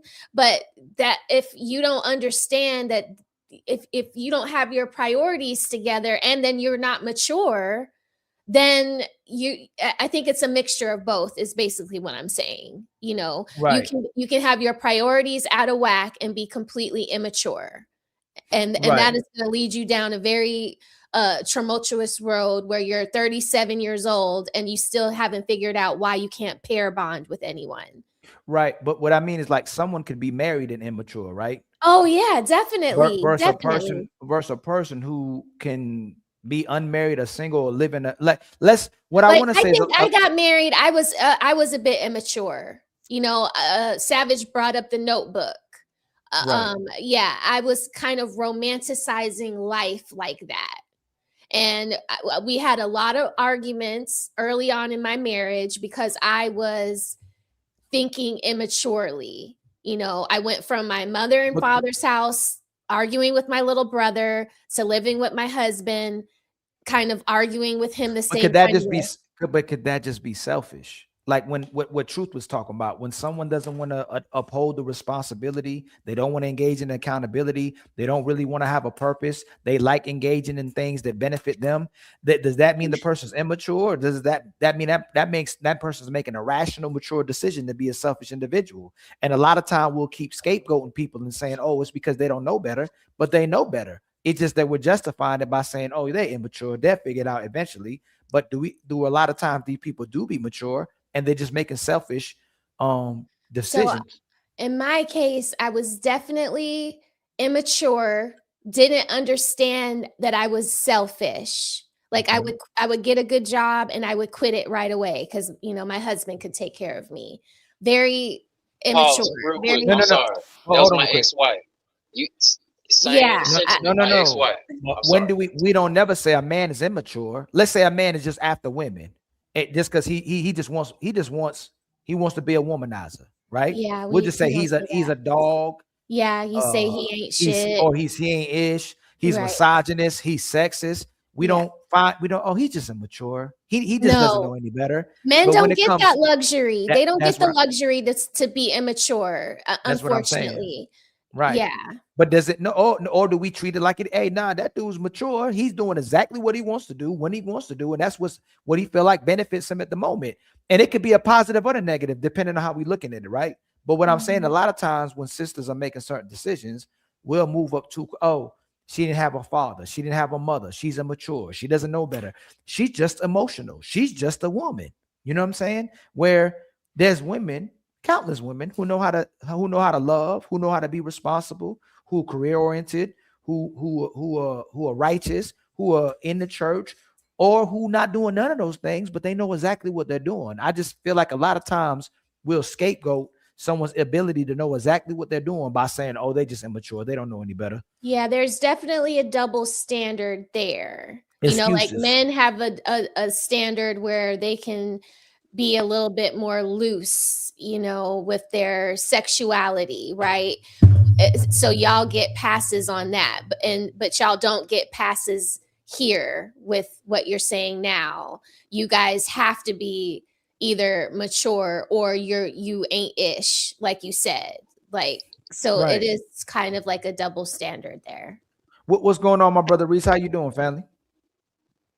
I am well, sir. What about you? Hey I'm trying to make it, man. Trying to come up. Young Trying to be like you. What's going on? How long you been watching? Probably like 5 minutes. What's your take on what we were just saying on the subject about what we were talking about right now? Do you think a lot of times immaturity or maturity is used as a scapegoat where someone ultimately don't know how to make the right decisions because they're immature or don't know better? And it's typically the grace we'll give to a lot of sisters as well too. Do you think a lot of times it's used as a scapegoat? Yeah, but I don't think maturity is like gauged by decisions. Okay. You know what I'm saying? Right. What do you think is gauged by? Not involved there. You know what I mean? Like it's situational, the maturity thing. How you gauge someone's maturity, because they could be mature in this area and then over here, completely ridiculous and silly. Right. You know what I'm saying? So, but right. If we're talking about like family households and whatnot, I think women make more mature decisions than men when it comes to what happening inside the house, and men make more better and mature decisions than what happens outside of the house when it concerns the family. Can you substantiate? You mean in general? Yeah. Like women are better at organizing things around the living space and keeping order inside of the home.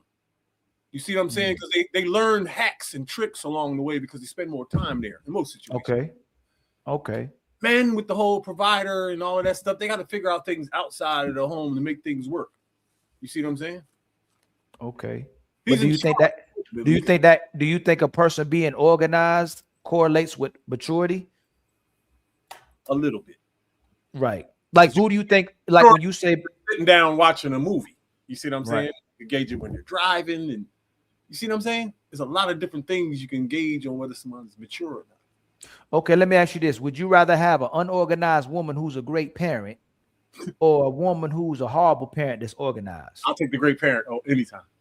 And that's what a lot of times when we say that they'll do better in the household, that's why I'm asking, what do you mean by that? Like women are phenomenal with organizing. Yeah. You know, I'm not disagreeing with that. They're keeping the house clean, hopefully, most of the time.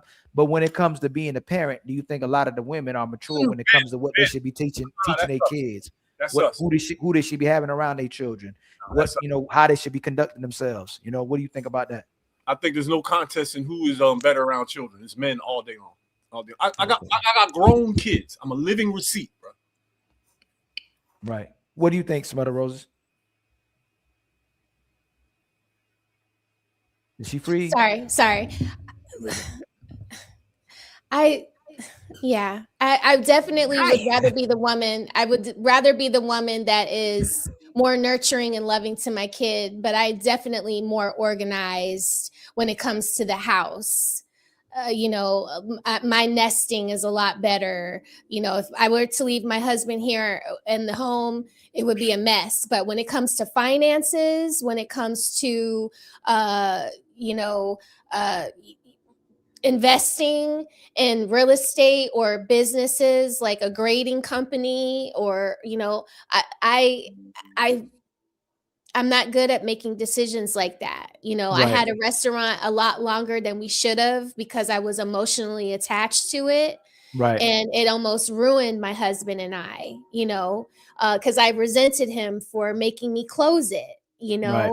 I just. Yeah, I had a restaurant. Yeah, we had a restaurant for 5 years. It was That's my awesome. baby. That's awesome. It was all we did for 5 years, long Man, I days, understand. hard, in the middle of downtown Atlanta. Yeah, and it broke my heart. I just could not, I didn't want to quit. I felt like I was a loser, Right. and then I kind of like resented him for him telling our employees, you guys got to start looking for jobs because we're going to be shutting down in 3 months. Like he had the foresight to say, this isn't working. In 3 months, I'm not going to let this go further than October. October is the end, So at the end, it was literally just me and him. And it took me forever to cancel the bread people, cancel the wine people. I just didn't want to give up. I was still looking at things with rose-colored glasses. So in that kind of thing, I am not equipped. But was I able to keep the restaurant clean? Like I was the front of the house. He was the back of the house, meaning he made sure we had all of the supplies that we needed, from the register tape to the food, to the wine. I would get in so much trouble for ordering too much wine. He'd be like, we need to only order what we know we're going to sell. And if we run out, then we just run out, like, it's okay. We'll go to the restaurant down the street and I'll purchase a few bottles from them for the restaurant. Like I just wasn't good at those kinds of things. Like, and I still kind of do that. I still kind of romanticize having a About the restaurant. Oh, G-Wagon, yeah. And he's like, Raquel, do you know what the insurance on a G-Wagon is? Do you know what the maintenance and the upkeep and all of that? You know what goes into all of that? I don't even think about that stuff. I just know what I want. But he has to iron out all of my outlandish thinking, Might I please get in here? Because Smell the Roses, I love you. You were saying a lot of things that my ex-wife used to say, but she didn't stick in there like you did. My ex-wife's dream car was a G-Wagon. I was like, okay, so what is the things we're gonna do to, take care and maintain that? My mother and stepfather, they had a business that my mother didn't want to let go. It was a club and a lounge, and my stepfather was like, we gotta let it go. It's a money pit. And my stepfather, he was a Mason. He's deceased now. But we built the American Airlines Center here in Dallas, Texas. So he knows the ergonomics when it comes to business. He was doing it before he even met my mother. But women tend to, because of what they see on TV or how they were, Disney fairy tale, we're going to get married and start a business and, that's going to be our life. When, life and especially business is a roller coaster. Restaurant business is one of the businesses that are more likely to falter because of the competition, the overhead, etc. So things that you're saying, even when you spoke on, this is what my ex-wife did. She just quit the job and she was like, you're the man, you can cover it. She would just quit jobs. And it's like, okay, now I did that in my 20s. I did that in my 20s up until I was about 26. Yeah. We were in our 20s and it was like, okay, I calculated what you just taking care of the little bills. I'm taking care of the big bills. Now I got to take care of all the bills plus date night trips, et cetera, et cetera.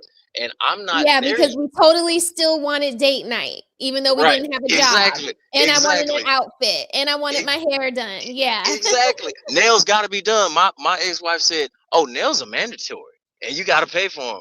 And I'm like, okay, I'm in my 20s as well, because we're the same age. I was 2 years older than her, and men don't get to that financial stride until we get in our 35, 40s, 55, etc. So I'm there now, and I just said to her, because I'm not trying to boast or brag, but y'all see what kind of vehicle I drive. I have a couple of vehicles, and I was like, when you were expecting that of me, I wasn't there yet. And that's one of the maturity levels, because women mature faster, and then they'll deal with men who are older, who are at that level. And then when they come deal with the dude that's on their level, they're impatient. And they're like, okay, well, I'm finna hit the ejectocito, cause that parachute and they up out of there. And then as the time goes forward, they're stagnant back at their mama house, and the man is moving on as a man should. But that's what the things that you said, Miss Rose. Man, I'm be honest, I was triggered, because I was like, wow, it wasn't just my situation. This is how women think, because of the romanticizings of what they see on Yeah, television in the we watch program. a lot of romantic movies where everything looks so easy to everyone. But my husband was like, do you want us to lose it all? Like, we have a kid. You just want to lose it all? Like, he was like pointing out all of the homeless people on the street. Like, do you want to be like this? But And I didn't want to, but I still wanted what I wanted. It just took me a minute to get my mind back right. But what do you think? So this is what scares us the most, right? And Stu, I want you to get in there. Do you think at that moment when you were mature, if you had $1 million, would you have left him? No, I wouldn't have left him. I wouldn't have left them. I would have. We would have been arguing over that $1 million and how I'm wasting it in the money pit. So majority of women. A majority of women, and I don't know, because a lot of times when men get $1 million, that's going towards their woman and their family. Yeah. If the woman gets the $1 million, a woman get money, she don't need a man no more. Like now, all these decisions. I look at that as a failure, Ali. I listen. No. I know what you're saying, but what I'm saying, a lot of times when the woman gets the money, she no longer needs that man anymore. All these decisions that this guy was supposedly keeping her from, and all these things that she wanted this guy to finance and support and purchase for her.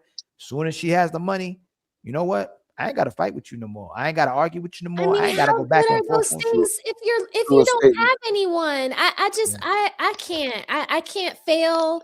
I don't want to have lots of riches and be lonely inside, or be with a man that only wants me for my riches.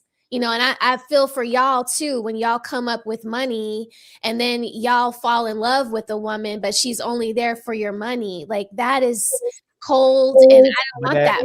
Right, but that happened in a lot of situations, and I'm sure the men on the panels, there's been a lot of happens situations every day, B. where women got to save up their money, and the guy had no money by the time the relationship ended. He had nothing in his account, and the woman came up off the guy because she didn't had to spend on nothing. He being a man, he wanted to be a man, of course. I didn't want to cut you off, though. You can finish your sentence. I'm not saying ultimately, a lot of times when men get into relationships, where it's funny how women say, so when women and men get in relationships, when a man sets standards and expectations for her and she has to be responsible, she'll say, I lost myself. I'm losing myself. But men are ideally the ones that actually lose themselves and become emasculated, or lose their manhood or their foundation, because they give everything to this woman. And in the end of the relationship, they're depleted. They don't have nothing. And she just can move on with the next person. And you built her up to move on with the next person. You know what I'm saying? Exactly. Yeah, it sounds like we're talking about a very selfish woman. And I feel like a lot of women do not value family. I feel like a lot of women value themselves. They lack selflessness. And it always comes out when I hear stupid stuff like, anytime it's time to love that man or be there for that man, all of a sudden he's a narcissist, he's controlling, and she's a slave.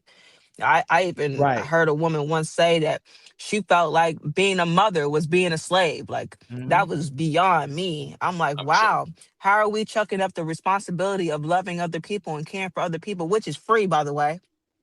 It's free to love somebody. It's free to actually give a damn.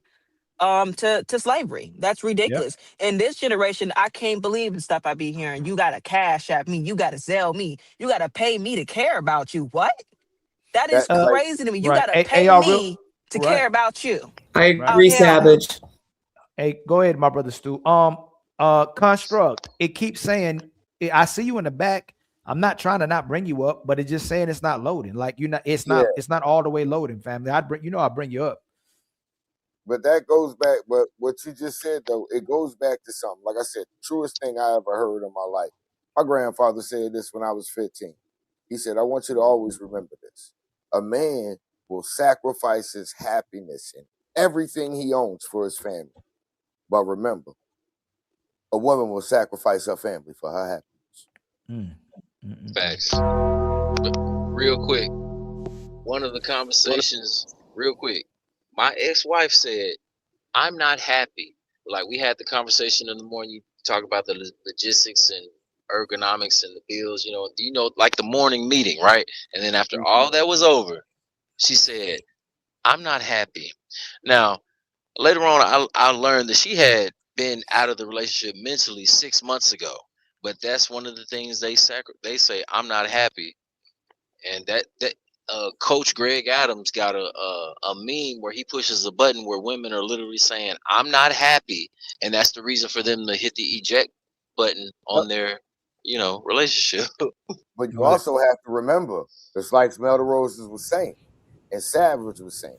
Remember I said this, Ali, societal psychological indoctrination, where all you women are watching in shows or everything are things where no matter what you do, your behavior is excusable and it's valid.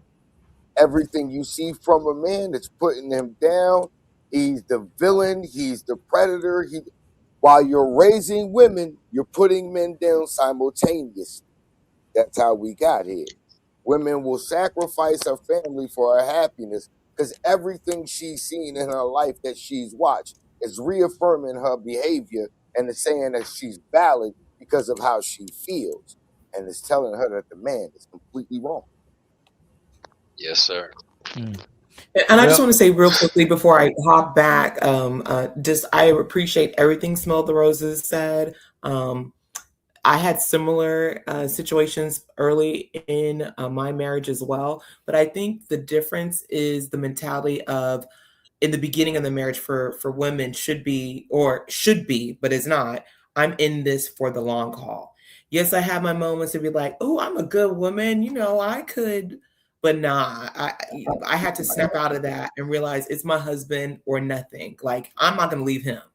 That's bottom line. I'm just not going to leave my husband. And again, me getting closer to my faith and my word, understanding that I made a covenant with God, help me get to that point.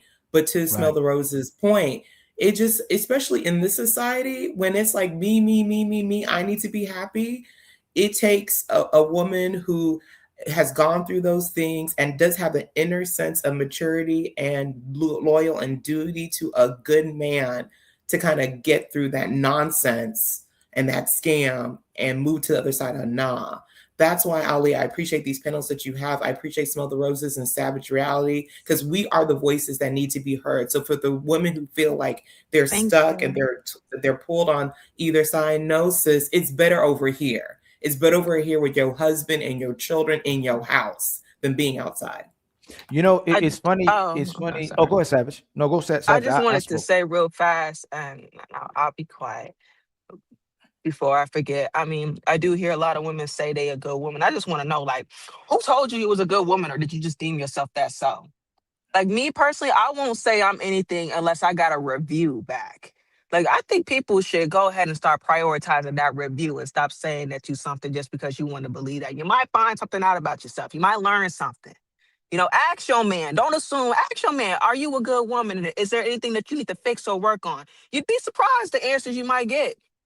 Before you just go on your assumption and tell everybody in your relationship when it's all done that you didn't do nothing wrong and there was nothing wrong with you. Because I guarantee you, if they talk to that brother and he asks, how was being in a relationship with her, I'm pretty sure he got a lot to say. So you might as well find out about your flaws and what's wrong with you now with your partner that you got. And I don't think there's nothing wrong with that. Because the way I see it, if you make good decisions before me and during me and you the head of this household and everything else is, you're doing what you're supposed to do. You're being a good man. I can say you a good man. I done been with you for a while. Then when it's time for you to give me judgment or feedback, I should trust your judgment and feedback. I should trust that I might be hard-headed. I should take into consideration that maybe I talk too much. I could take into consideration I might be selfish. I might take into consideration that, you know what? You seem to get a little bit on you're a little too needy. You need to do this and that. Just take into the things that your partner might say. That's a part of being a good partner, is actually caring about what they think and say enough to Right. want to make some changes so they can be happy too. Because how your partner feel and what he think, it matters. And he might feel like he on eggshells, like he can't tell you what's wrong with you without you flipping out. So go ahead and make it comfortable for him, and be like, hey baby, go ahead and come forward. I promise I ain't gonna flip wig. But am I a good woman? Is there anything I need to work on? Because I want to be better for you, because I know you're gonna always do that for me. I wanted to say something about what Savage just said about the review, and to what Stu was saying, like, if I would have got that $1 million, Ali, and I decided to leave my husband, the first person that I have to go and talk to is my dad. And my dad is going to say, well, what did he do? Why are we doing this? Why are we breaking up your family again now? And he would start giving me the review. Well, you can be feisty. Well, you can be a little immature. You can be selfish. Raquel, 3 months ago, it was blah, blah, blah, blah, blah. And now all of a sudden it's this. So yeah, that review, I think women should take that more into consideration. And also the fact that society gives you an easy out, and men don't get that easy out. Like they get beat up by the world, and we kind of get propped up by the world, whether we're getting a good review or a bad review. Real quick, I asked my sons, my lady, and my mother, what do I need to improve on? At least once a month. That's it. That's all I got. The thing I want to, what I've been realizing for the past shows is kind of scary, but I don't know how do most women or a lot of women actually believe in good women. And I think Savage was on the show the other day when I was talking about it, or it could have been Tia.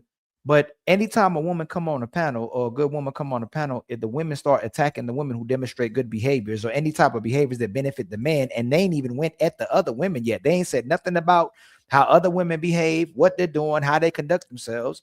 But as soon as a good woman come on a panel, oh, don't believe her. That's a pick-me. That's a chameleon. Women like that don't exist. Like, do most women actually even believe that women can be good? Like, it's scary to me. And I ask that because why is it that a lot of times women need to hear from somebody else to stay with her man, or to get the validation of a man from somebody else, where a guy can go against the whole world and still gonna pick his woman? Like that song, When a Man Loves a Woman, can't nobody make her start loving our woman. That song is real. But if women feel some type of way, if a friend support her leaving that guy, if her father support her mama support her, okay, I'll leave him. Society support her. Like, why does she always need someone else to tell her to recognize the value of the guy that she claims to love? That's a lot of women actually believe in good women?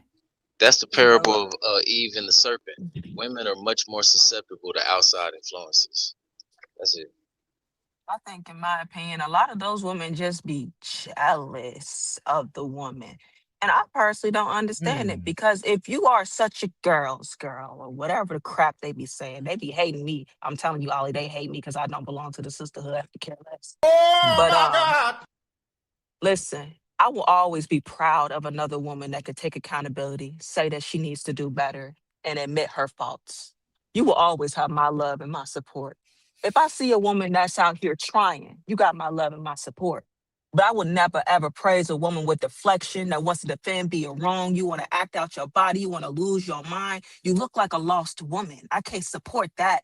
I can't clap for that, because I wouldn't want my daughter to be like that. Right. But if you could just be honest and say, you know what, I don't know if I'm doing this right, but I'm out here trying. And you know what, I got a good man, but I don't really know how to treat him all the time because I went through this in my life. And you know what, I didn't have the best relationship with my mama, and I have a hard time with getting along with other females or whatever. Cool. Be transparent. I would love to support you in that journey as long as I know you headed towards the right place, which is anything done with love and healing. Okay, but you can't heal and you can't do nothing until you take some accountability. The same steps it take to repent in that Bible is the same steps you take to healing. You got to be accountable. Okay, you got to be forthcoming. You got to be able to forgive yourself, and you got to stop your behavior. But you can't stop nothing, defending what you're doing, and you know you wrong, and then you want to come down on somebody because you jealous that they able to be honest in their journey. How you gonna hate me because I'm honest in my journey? Be honest in yours. You might love yourself a little more. People are jealous of the people that love themselves because they know that they don't love their self.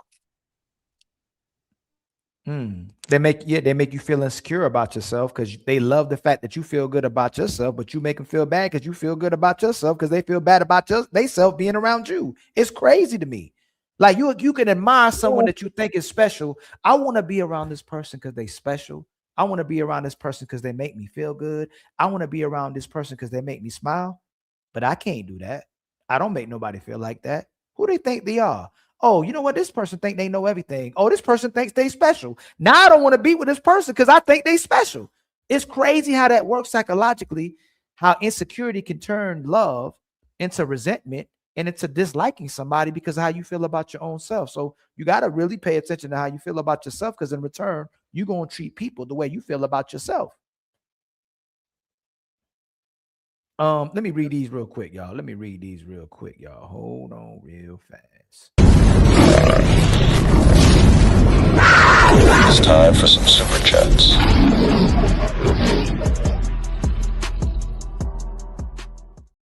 Y'all, much love to the 250 people in the building. Please like and subscribe. Please hit the share button at the bottom of your screen. I truly appreciate it in the YouTube universe. I've dropped the link if you'd like to get on. Some people act like they can't find a StreamYard link. We only need $43 more in the Cash App to meet our Cash App goals. Okay, Construct. I see your icon, but I just don't see you, brother. I don't know why it's doing that today. My brother Construct icon again. Don't be afraid of construction icon. You know we're not afraid of you, my brother. And then Shadow Dragon gifts us with a membership. Much love to you, my brother. Empire, baby. Please spam my brother Shadow Dragon's icon as well too, emoji as well too. And then my brother, no, I think it's my brother, put her to work with the $5 super chat, debunking the myth women's reproductive organs mature faster, meaning they are able to reproduce earlier than their counterpart at the same age. That's it. I would say that too, my brother, but actually the women do mature faster when it comes to their psychology as well too. Their prefrontal cortex matures faster as well too, and their supposedly their emotional regulation develops faster as well too, and their communicative skills and their reading comprehension skills mature faster as well too. I just don't know where it's going when it comes to the relationships as they mature as well too, because most of our brains finish stop developing by I believe 25. Doesn't mean you don't stop acquiring knowledge though. And then my brother Leslie K with the $5 super chat. 1 Timothy 5:6 with the King James version. It got to be the King James version. But she that liveth in pleasure is dead while she liveth. And then my brother, it's T.O., the legendary T.O., hits us with the $50 ball. Now we met our super chat goals and our membership goals. When honesty, transparency, and loyalty are the foundation, the circle becomes untouchable. Say it again,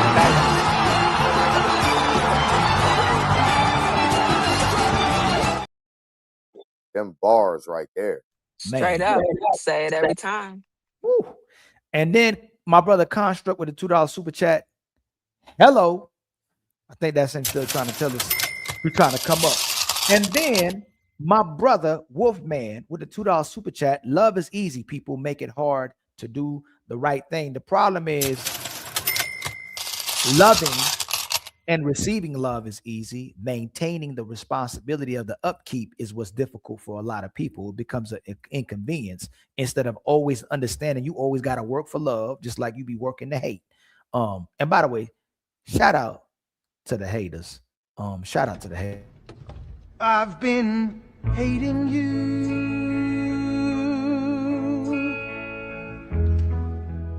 too long to stop now. And then my brother, let me see.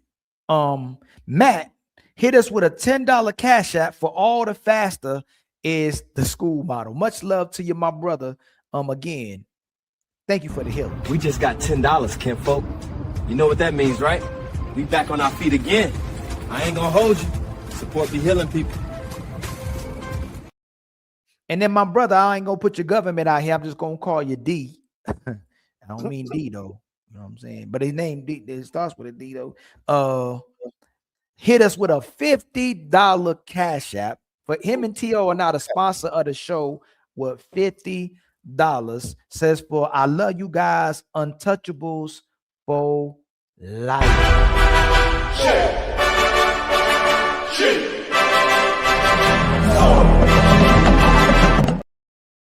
Now we done hit all our goals for the show, man. That. That's why support. when I see you said a 50, I said, hold on. You just said you needed 40 something more. We hit you with the 50. Hey, and then T.O. knew it too, and he did in the super chat, man. Much love to y'all always, man.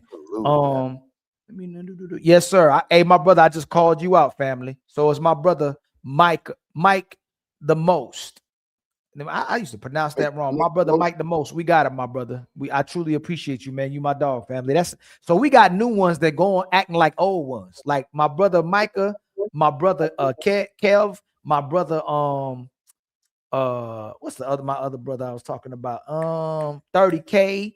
Oh, whenever you see True Vision Board 20 in the chat, that one that sent it, that's me that does that. That's me in the chat. Oh, that's you too. That's you, my sister Wanda. So we got people acting like they've been with us since day one, man. They be rocking with us. What's going on, Wolf Stack, man? What's the word, my brother? How you doing, man? You on mute, brother. Oh, my bad. What's up, big brother Ali? You good? I'm trying, man. I'm trying to do God's work. You know, somebody amen. You know what I'm saying? Till they take me out. I'm gonna try to do my best to have the conversation. You got 101,000 years to go, Ali. You good? 101,000 years. I used to feel like that, man. But I think as you get older, you start preparing for ultimately what can happen to you. You want to prepare your family for what can happen to you as well, too, because it starts getting real around here. You know what I say? When God got his hands on you, he protecting you. You got a long, he let you get a long time. Yeah, that's true. But that's what I say. Hey, things around you be changing, family. All the stuff, my whole world around me, now that I open my eyes, it's completely different than the last time I opened my eyes. So it's a lot of things that changed, brother. Since I still keep a place in me that's connected to what I saw when I was growing up, but a lot has changed, man. Like a lot has changed. Ali, let me ask you a question to make you change your mind real fast. When you get up in the morning, sometimes you ever got up and take a deep breath, like just thanking God for giving you another day, like just breathing, like yes. But so Ali is a purposeful person. So if I don't have people around me that I love and love me, it ain't too great for me. So I had a phenomenal mother and father, and they almost set me up. It's like a gift and a curse. People who can live for materialistic and superficial things, man, they be all right, even though I don't think they're ultimately happy as well, too. But I was born and raised with love. I was loved. Like I was loved. You know what I'm saying? Ain't nothing I had to fight for, ain't nothing I had to chase, ain't nothing I had to convince somebody to do. And I'm talking about mother and father. And my mother was just as ferocious as my father, meaning if I came in the house some kind of way, my mom already sensed what's going on. My mama knew when I was trying to hide something, when I was going through something, she was already on top of it. Like my mother was a queen, like hands down. And my father was a king. Like my mother and father, I think it was a guy. So I'm gonna tell you this. I don't know sometimes if this is real life or it's the Matrix, because I don't know how I got the mother and father that I had. And I really don't know. It's like a movie, the way they met and how they were. They like similar things. They were very righteous, and my mother and father was straight. There ain't no in between. It's either all or nothing. That's what you got. You all or nothing. It ain't no sometimey. It ain't no middle. It ain't no iffy. And they showed up like that every single day. So God gifted me with my lady and my children because I need that. And that's the way, that's what most men need as well too. That's why a lot of times men be functioning a certain type of way. So what you want to say, Ali, is that your parents were like welders and they built a great strong sword in you. Of course, but as you get older, if they loved you the way that I'm talking about, you want to take care of them as well too. You know, you want to live for them as well too, and you want them to live forever as well too. You want your grandparents, your uncles, your aunts, the people around, you want them to live forever, but so much changes around us. Sometimes, like, my favorite quote is, the man that knows something knows that he knows nothing at all. So the more I think I knew, the less I know. You know what I'm saying? Like, it's just the things that I thought I knew is not what I thought, but I'm gonna still try to hold on to what I knew, you know? And if I ever let go of what I knew, I feel like I will betray what I know, you know, which is the epitome of love as well too. What I look at as love is me trying to do my best to be and resonate with what a man's supposed to be. And the woman I connect to better be the best woman she can be as well too. You know what I'm saying? And people in general, our epitome, and Muhammad Ali said that our rent on earth is serving other people. So I love and transpire and try to gravitate to the people that I felt like were phenomenal human beings, or try to be the best they could, and the purpose they served while they was on earth. You know what I'm saying? Yeah. Even if they had, and you know, people would be like, sometimes we too judgmental, we look down on people. I don't know if I could. It's public. Maya Angelou's background, I don't know if I say it. She was, well, I say because she put it out. She was a toot. She was a toot. Yeah. And Malcolm X was also like out there, right? So it's not about where you were, what you went through. It's where you end up, and what kind of person you are as well too. And now you are able to hold yourself accountable about that as well too. So it's not where you're from, it's where you at. Yeah. That's Still I Rise. But where you from is important too, though. Yo, right. I used to work with her. Who? Maya Angelou. Oh man, was she really how she was, or was that a front? What do you mean? Is she what she presented, or she was like, sometimes what people will present one thing, and then people that know him personally, like Michael Jordan, the greatest basketball player ever, but the word on the street is he's a horrible person. Was Maya Angelou the embodiment of what she presented to the world, or she was a different type of person? Like Aretha Franklin was supposedly a nasty person. What I know about Maya Angelou is she was always a pleasant person who always seemed like she was concerned every time I've ever seen her. But at the end of the day, she was a hoe back in the day. Yeah, but that was like 40, 50 years before she started. Like, don't laugh at that stuff, bro. I tell you, somebody else, somebody who I was actually very fortunate to meet, spend time with over a long period, a few years, and still, while I was growing up in Philly, she's still there. That's Patti LaBelle. My point get destroyed. My main point is, regardless of the things that we went through, if we truly have become the embodiment of another person, we can be that person as well too. Maya Angelou has affected a lot of people, regardless of her background or things she went through, and she holds herself accountable about being rebellious against her mother and father, but her mother had the door always open for her to return back into the house. She'd be like, my baby's home. And she resonated back with the way she was raised, and she returned back to how she was raised, but became even a more phenomenal person that inspires so many more people. That's all I'm saying. Yeah. That's why I'm like, when people be like, oh, we try to hold people to who they were or how they are. No, we'll hold you to how you behave and how you moving as a person. But if you truly are maneuvering in as a good person, regardless of your background, I believe people can be redeemed. Ali, yes, sir. Can I ask you a question? And don't be mad. Don't be mad.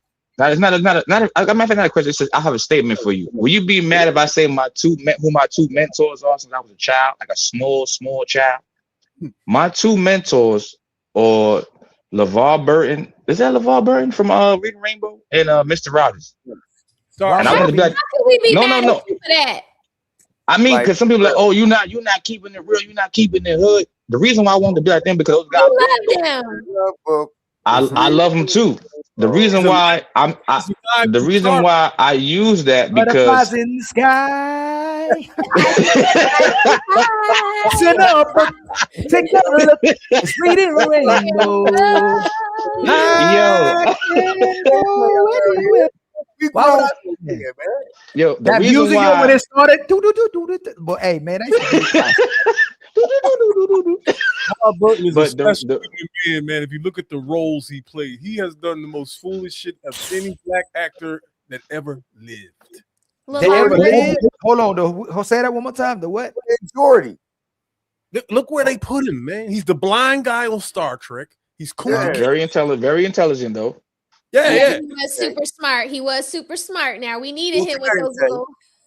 Come on now, that was a phenomenal role he played on Star Trek, man. Yes, sir. Yeah. And he just played but he was Kunta, he was giving a history lesson. I don't think right. No, that was bad. That was bad. The way he played that role so definitively, I don't know if anybody could play that role better. Right. Nobody can. Okay, I agree with But that. But look, I was saying that to say this though, Panel Ali. Like just I model my personality after men I thought were really, really, really good men, good people. So that's why would you be? Won't you be my nigga? I liked him, and he ain't play that stuff either. Like, hey, he was sitting in front of a judge, and they were trying to get rid of that show about how it can impact kids or society as well too. He did a great job explaining it, but he also didn't play that stuff. You know what I'm talking about? He didn't play that. He played a man. He was about the man, woman, and child. Ain't nothing else that existed but the man. And no disrespect to anybody who thinks different. All I'm saying is that ideally our anatomy is made for each other. I still love the people that don't maneuver that way. But if we imagine if all our parents didn't maneuver that way, we wouldn't even exist. And that's the thing that I don't understand when we promote what we promote is strong, independent, or people not being with each other. If our parents didn't come to contact with each other, most of us wouldn't exist. Even if some of y'all came out different kind of ways, we wouldn't exist. But this is what they want, Ali. They want to destroy the world. His mother knitted all of his sweaters that he wore on the show from his mom. That was so sweet when I found that out. Because every week, Mr. Rogers, yeah. You know how much, y'all? Do y'all realize that at that time, my mom used to knit all the time. Ain't nobody had it wasn't no inconvenience. She would just be doing. It's like she did all the things that the women would do back then and put their energy into. She would do a quilt. She would do hats. She would do socks. She would do clothes. She would do vests. She would that's things no one had to get her to do. But to be fair, I believe what the way that we've been engineered and programmed is it becomes an inconvenience to love. You know what I'm saying? Instead of all the way it used to feel to love, it's become an inconvenience to love versus how much purposeful, how great someone felt to love. You know what I'm saying? And if you never, that's the part that I don't know if that was Savage Atia that was talking about. Not only can you not possibly, it's very difficult to teach love. You have to go through love. You have to experience, it's the way you're being raised, man. The way you raised, what's being instilled in you, the support that you have. You have to actually go through love to know love. You know what I'm saying? You know what love stopped? You know what love stopped, Ali? When women started forgetting that you have to connect yourself to someone to love them. Like I see women, like I said all the time, Ali, I live in New York. I see women all the time on the train with their kids crying on the train. It's never no shh, calm down. Mommy got you. It's like, yo, shut up. Why are you crying for? It's like, I feel like most women have lost the ability to love, even their own children. Remember, we went from a time where they were talking about some wait for love. Now we in a time period talking about some love don't live here anymore. Love don't live here or you gotta pay for love. You gotta pay for love. Yeah, it went from wait for love to pay for love. Yeah.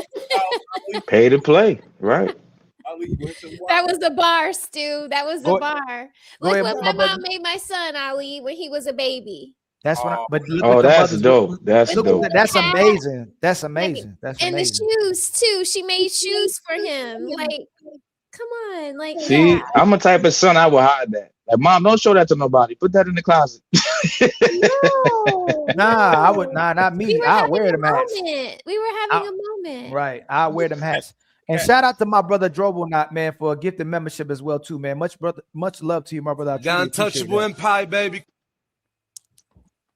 Let me see. I've been starting to start my lives earlier again. I'm just trying to get some things back in the works. I'm trying to get a different system with my real estate business going. So I got that kind of set. So I can get back to my regular schedule a little bit too, but I'm trying to draw out that a little bit too, so I can do a little bit more closings on certain months. You know, I'm trying I to want to get my real estate license. I've been thinking about it. My husband has his. I think I want to get go one. get it. What I do, you don't need to get it, but it helps to Okay. have it as well too. Okay. Like some laws are starting to change in different states, because they're trying to make it more difficult for people to keep up with corporations. So that's why it's becoming more difficult to buy a house. That's why it's more difficult to find land. That's why the food is getting the way it is. Like that's why they're investing in multi-families or apartments, because they don't want people to own their own land. They don't want people to own their own home. They're moving away from people having ownership to where people are literally being owned and taking it back to how it used to be. But now they own everything. You know what I'm saying? A lot of y'all on the panel probably had family that have land. You know what I'm saying? And maybe I'm getting ahead of myself because it's rare to come across black folk now. They got abundance of land, but my lady, her family has a whole bunch of land still in their family, where it's rare to come across black people who have land. When I grew up, most of us, when we were growing up, somebody in your family has some land. People had land, you know. But now it's becoming like that with white people as well too. Like majority of they're taking land away from people, and corporations are starting to own land, or nations are starting, like the amount of, and I hate that we get in these conversations like that, but the amount of it's the elites, Ali. It's the elites, Ali. They want people. China is buying a lot of land in the United States, but that's a whole nother conversation. Oh, that's right. I don't want to get yeah. But nations and certain people of power, they buying up land to where it coming to a point where we gonna be people. They got, and that's you're gonna be in an apartment with AC, with internet, ordering DoorDash, and then you're gonna have a surrogate to go to work for you every day as well too. You're just gonna be chilling at the house, getting super big. No offense to big people. No offense to big people. But I also said though, let's think about this. We got to really think about it.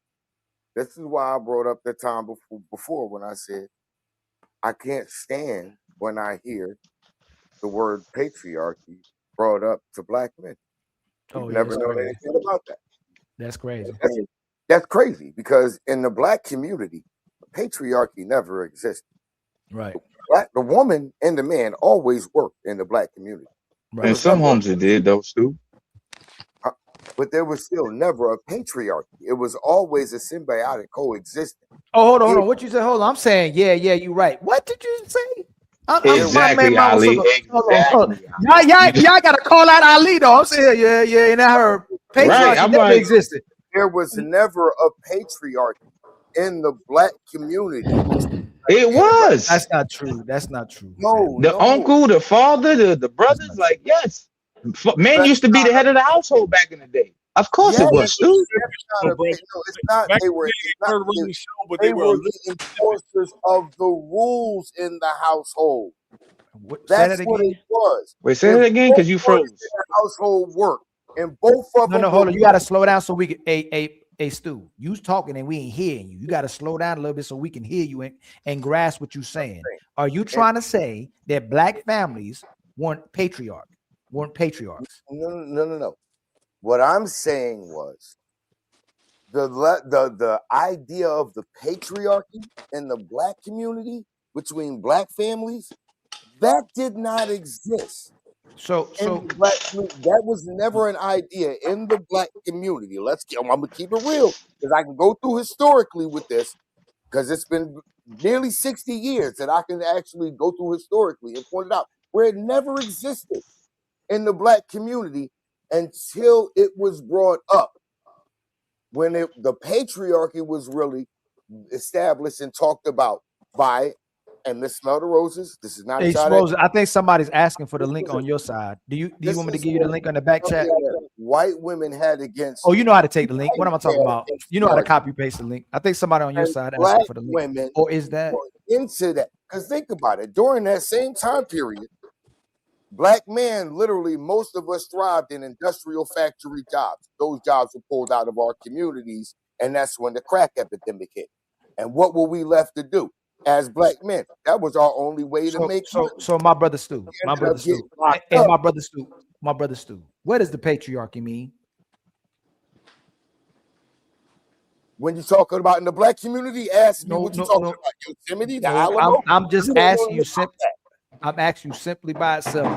What is a patriarchy? Define that. I'll do this for you.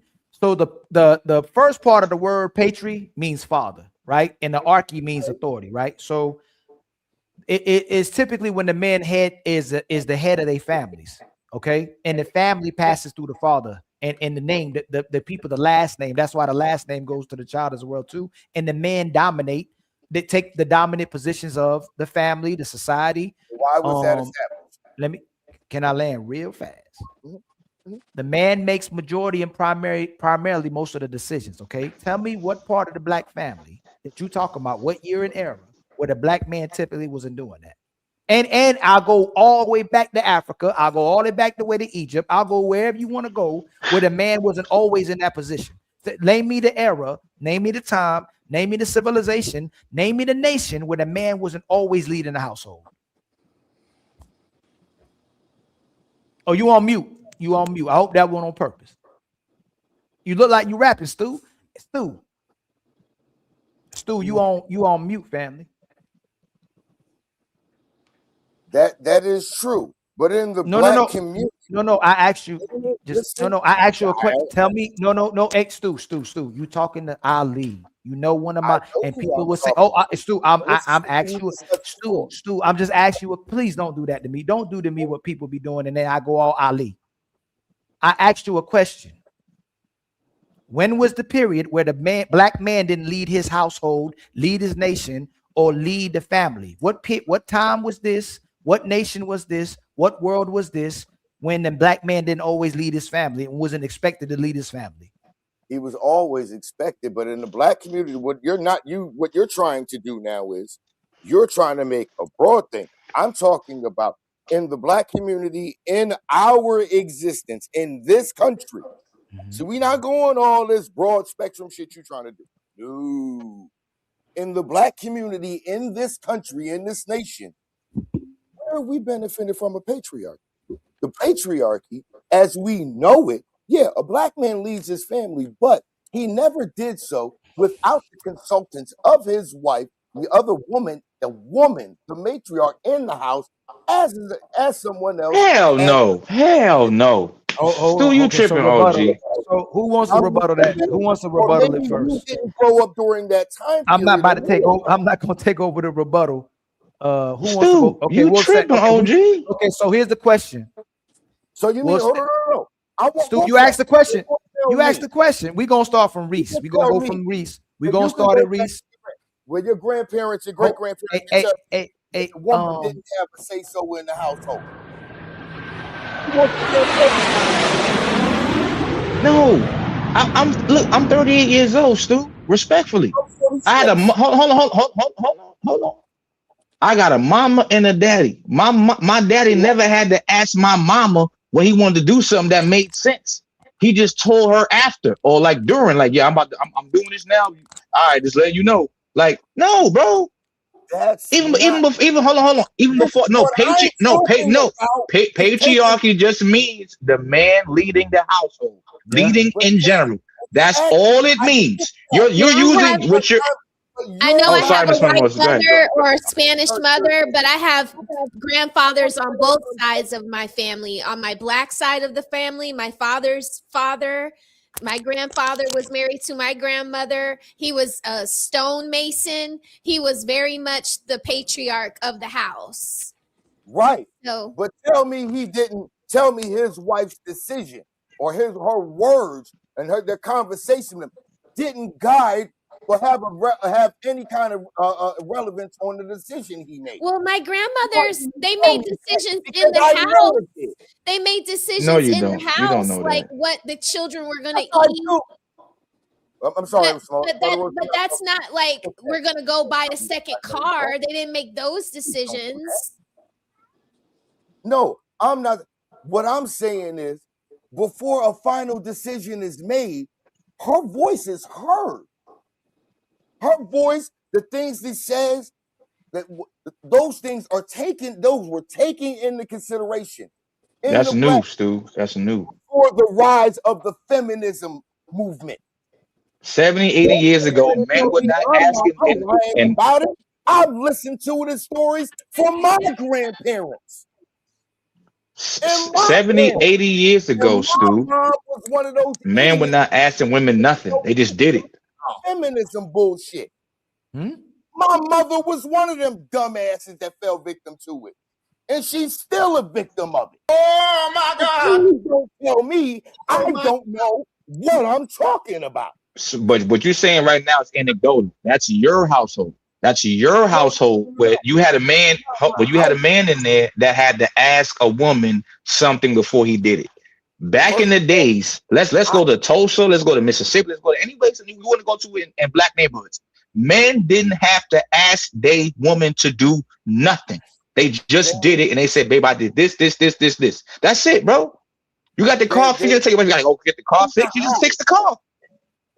This is fairly new. This is fairly new. This is a new thing. Always heard in the house. Hey, Stu, you gonna let the people respond, family. You may let people respond to have their positions. It's funny how you saying you can't have a patriarchy without your wife giving you suggestions or advice or some counsel. You may have counsel with her as well too. Go ahead. Geez, Stu. The patriarchy is basically the man heading the house. There's no time where the black man and the black woman had equal say with each other. The black man typically always had the last word. No, we going this way. Hey, babe, what you say? Let me think about that one. Let me finish. Let me think about that one. Stu, come on, Stu. That's crazy. Y'all still missed the very key point of what I said. No, that's how you expect people to listen to you while you talking over people responding? You doing what Crip Jesus was doing. I literally said it in the beginning, the point that y'all keep skipping over. You're just skipping over the fact that you're talking over people. Don't go, my bad. Let me let people land so I can land as well too. What if everybody purposely started just talking over you? Come on, Stu. So Stu, I was in the middle of talking and y'all started doing that. Stop it, man. Come, man. Hold on. Is this what we doing? So you a victim? You're a victim. There we go. I was in the middle of talking, and Wolfstack started talking over me. But you ain't. You're right. You know what? You're right. Sometime. Come on, man. Yeah, hey, see, y'all say, boy. Hey, Stu, we coming right to you, Stu. What do you when you? I'm gonna let y'all go ahead. Go ahead. Stu, you've been talking my whole ride home. That was 20 minutes. No, we Stu. Yo, I just left a restaurant from downtown Dallas. It was 20 minutes for me to get here. You've been talking the whole time. No, I won't. That's real talk, man. I even got up here, so shut your ass up. Hey, come get this nigga, man. Bro, you come with good points, but you've been monologuing. Truth. Hold on. Is my mic low again? So, Stu, the patriarchy is basically man leading the household. What are you trying to say so we can understand? You cannot conflate. Let me finish. Just go back on mute real fast. Go back on mute. Go back right on mute. Are you conflating the fact that a man would listen to his woman or ask for his woman what she thinks with not being a patriarchy? Because I don't know what time of period you're talking about where the black men and black women had equal say, or the black woman even wanted the equal say with her man. No, like I said. Y'all missed what I said at the very beginning. No. Don't have a conversation. No. We're not doing that. We're going very direct. Let's not have a conversation about the conversation. What are you saying? Just say what you're saying. Whoa. We're not going to do that. Do what? This is what I'm not going to do. Okay. So again, that's not what we're going to do. We just going to move on from that. Don't make no sense, man. It don't make no sense. Hey, whether I'm not, it don't matter if I'm nice. I told y'all, it don't matter if I don't turn up. It don't matter. Somebody gonna still try to find a way to make me find something about nice being wrong. Do what? I just said say what you say. You still in the background talking. Nobody can hear you. You in the back. Nobody can hear you. So let's see. Everybody watch. We got almost 300 people watching. What did I do to you? No, what I said was simply. No, I didn't ask you that. No, what did I do to you just now? What did I do to you? we not going to have a conversation about the conversation, but it's not about the conversation. It's about what I originally said that y'all skipped over. You're doing it again. You're talking about a conversation again. I'm talking about what I said. That y'all You are having the conversation about the conversation instead of telling everybody so they can respond to you what exactly you mean. Because I know we're not understanding. What I mean is simply this: the idea of the patriarchy in the black community, when the whole divide between black men and black women, the idea of the patriarchy in the black community between black men and black women, that didn't exist for us. What does that mean? No, can you give context? What I'm saying by this is, what is described as the patriarchy now into the authority thing like that. Oh, you're trying to control the patriarchy. That was never a thing in the black community. That was never. No, say in your house. Say in your house. Say that. And most of us. Say it again. Say something else. Oh, say something else. Say something else, nigga. That's why hold on. You said, hold on, Wolf Sex. You said say in your house without actually even knowing it, bro. I grew up in foster care and in group homes in Philly, bro. It's not no family thing. I know what I'm talking about. I watched my fucking family get torn apart from this. I watched it with my own eyes. So don't sit here and tell me I don't know what I'm talking about. So that means you don't know what patriarch looks like then. Just say that. No, I do know what it looks like, and I do know what it looks like when it got torn apart by something that didn't exist in the community. I want to add to no, this. You the idea of a patriarchy between a black man and a black just woman. let him get it out. Let him get it out. Okay, sorry. I'm a mute. Hold on, hey Reese, respond to him when he finished. Respond to him when he finished. You got to finish though. The black woman in the community did not look at her man as an authority figure or someone that controlled her or what she did in that community. She never looked at him like that in those days. That never happened. Those were not the ideas that were in the black community. So, I see you raising your hand, Reese. Yo, I think I know the message you're trying to convey, right? Go for it. In those days, we weren't using terms like patriarchy and matriarchy because the situation didn't call for us to use those terms, right? There was order and balance, kind of, right? The man was always running the show. He made the major decisions because he was the breadwinner, right? Right. But the worship was around that woman in that family. There wasn't no like he's here and she's here or none of that shit. Nobody ever even had a conversation like that. Things kind of went like a well-oiled machine, and and when and it was never like that. Set that shut everything. Everybody woke right up and came to life and addressed that. What is going on here? You see what I'm saying? So the worst around make decisions. Who you're going to go to? Stu, you got to let Reese talk. He's barely said anything. You're talking over him while he's talking, man. He's right though. I'm sorry. Reese said it better than I could. We didn't hear him. I didn't even know what he said. You heard him? Yes. Oh. Oh shit! Oh shit! Oh shit! Can you say that again, Reese? If you can even remember what you just said. I'll try to give you the quicker version. It was more of a balance, right? And there was no archy whatsoever where someone was overseeing the other. And we weren't even using these kind of terms to describe what was going on. It was a whole different custom and culture back then. You see what I'm saying? That's all it is. So it sounds like you saying, Reese, that it just happened. There was no conversation of instruction. It just fell right into the natural balance. Like I'm old, and I've never even heard patriarchy used in the way it's used until the late 2000s that we're in now. But I got a question. I can only account for about 5 or 6 years of that word being used commonly. In the other 50 years of my life, I've never heard that shit. So nobody never heard wait till your dad. Can I ask a question? Go ahead, Savage. So just because it wasn't discussed and it wasn't instructed, does that mean that it wasn't present?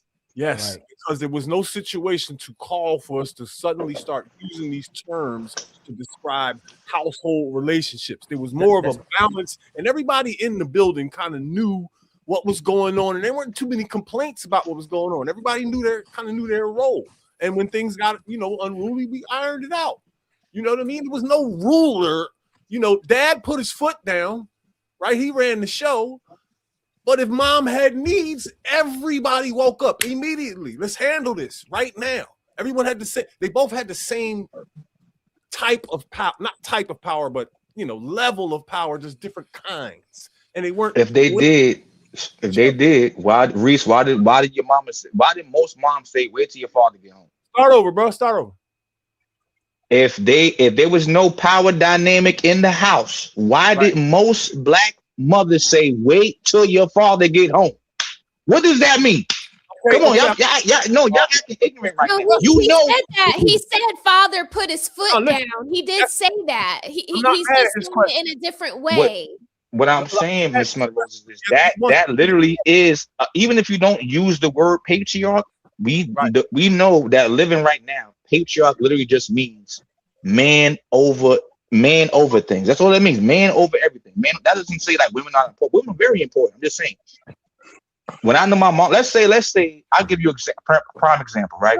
But Wolfie, do you think that when you're coming out of slavery, that when black men and black women were coming out of slavery, that they paired and got into homes and they were saying to each other, you're the patriarchy, I'm the matriarchy, I'm under you, I follow you? Do you think that is how it started off, when we were freely able to pair with each other?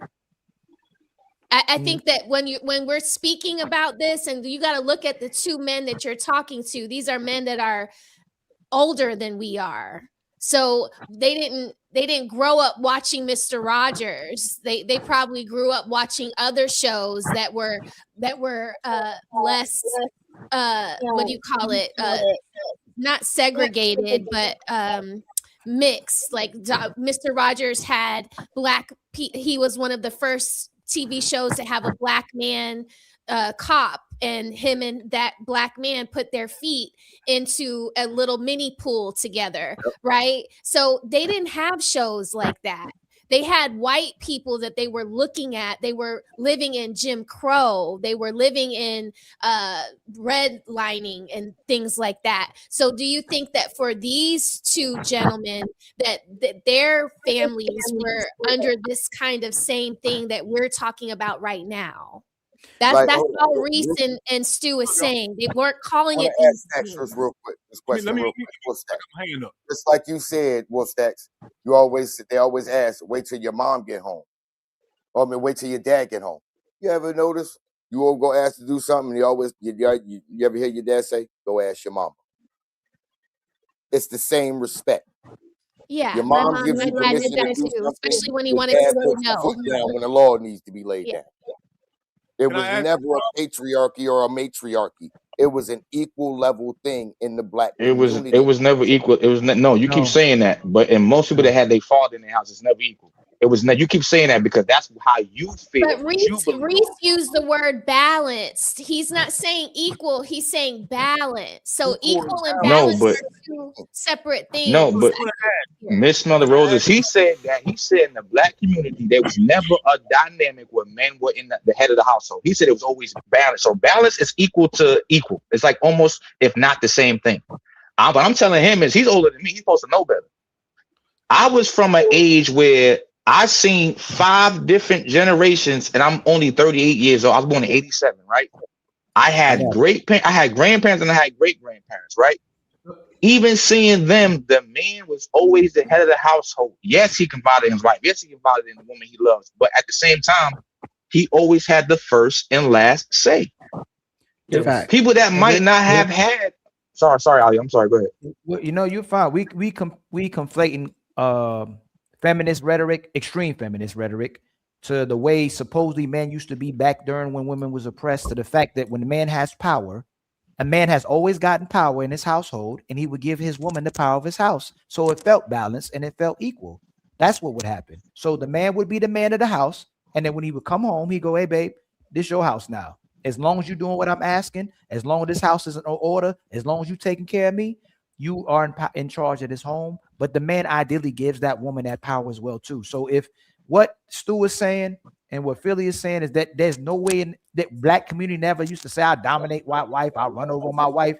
I'll concede to that 100% of the time. None of us have raised where our fathers were domineering or dominant of our mothers, but our fathers were always in charge. Whether he said it outwardly or didn't, he ran that household. And a woman doesn't want to be with a man who's not running a household or who's in charge. She don't want the responsibility. She don't want to be in that position. She don't want to take leadership position of that. And typically when she does, if she makes all those decisions, she'll end up resenting and rejecting that man and and emasculate that man and not look at him as a man. But for the most part, the black man, men in general, has always led a household, and most of us want to be inside of a household that a man is running. But as most men, I've never heard a man say, dominate your woman, control your woman, you're superior to your woman. If he want to have that conversation, of course, you never make your woman feel like that. But the patriarchy is ultimately the man being in charge of the household.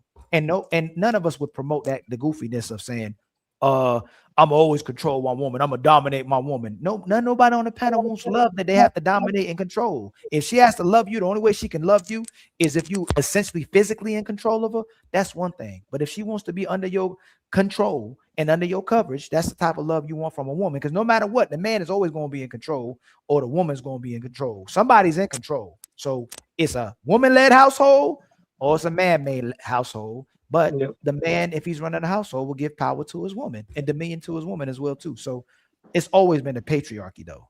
Always been the patriarchy. But I get what you're saying. Where do we ever benefit from that? Or a man-led household? What kind of household? No. I'm saying I get what you're saying. But we didn't start that. Hold on, hey, Mr. Stu. Oh, Stu. We didn't start that conversation. Men ain't start that conversation. Men ain't compete with their women. There ain't no competition. Men is looking for cooperation from their woman. There ain't no competition. You can't outcompete them. You're not faster than the man. You can't jump higher than the man. You're not stronger than the man. You're not taller than the man. You don't have as much resilience as the man. You can't even compete with the man. He's not, and you're not meant to do that with the man. The man was put on earth to take care of the women and the children and men, other men as well too. So it ain't like we saying compete with her and you better than her. Your role on earth is to take care of the woman, and the woman, and she's supposed to take care of you back for taking care of her. So when y'all come together, y'all supposed to make Voltron and shit. Yeah. So my whole thing was something like that's what I'm talking about. Right. Transforming this.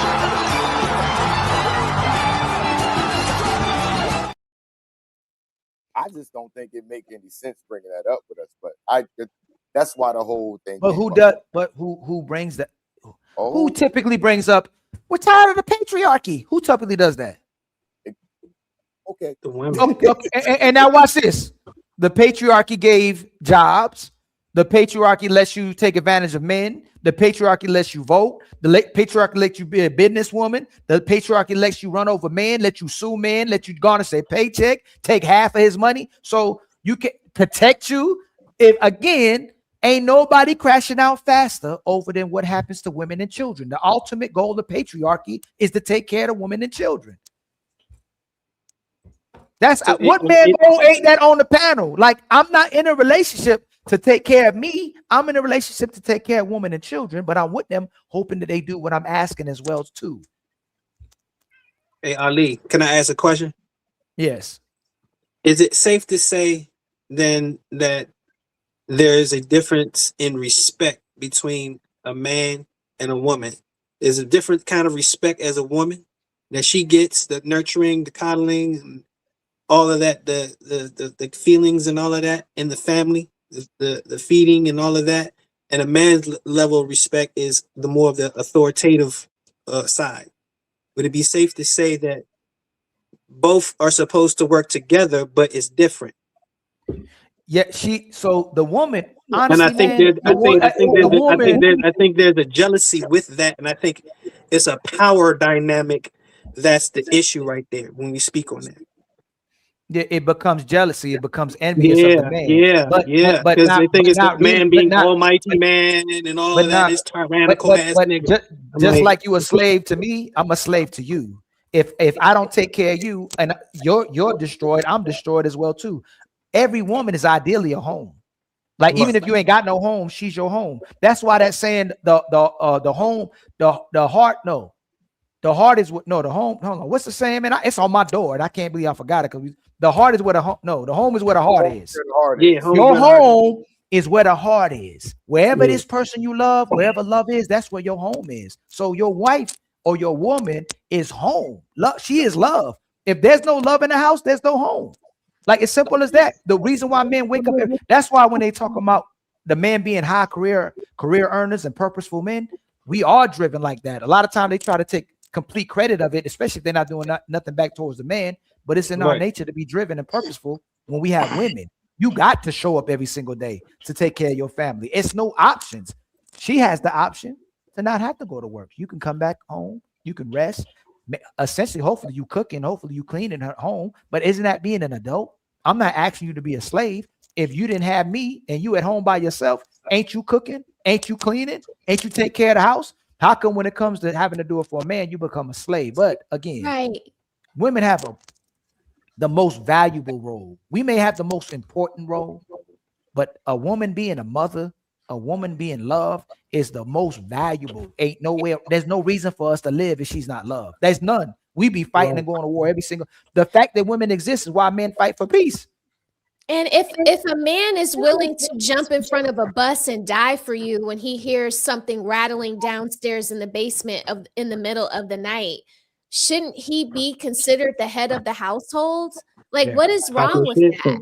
There you go, what is wrong with AKA to protect you. Your responsibility is to nurture him and the children. I don't understand like why both of those things are not equally as powerful. But the women want all of the glory, but they don't want any of the sweat equity that goes into being a man. Like the man has to kill the bear, he has to bring home the bacon, he has to do all of these things, and they just get to sit back and clean in an AC in a well air conditioned home. You know, like it's like, come on, ladies, like let's stop this. You wouldn't say balanced, but he's clearly gonna die for you versus die for him. No.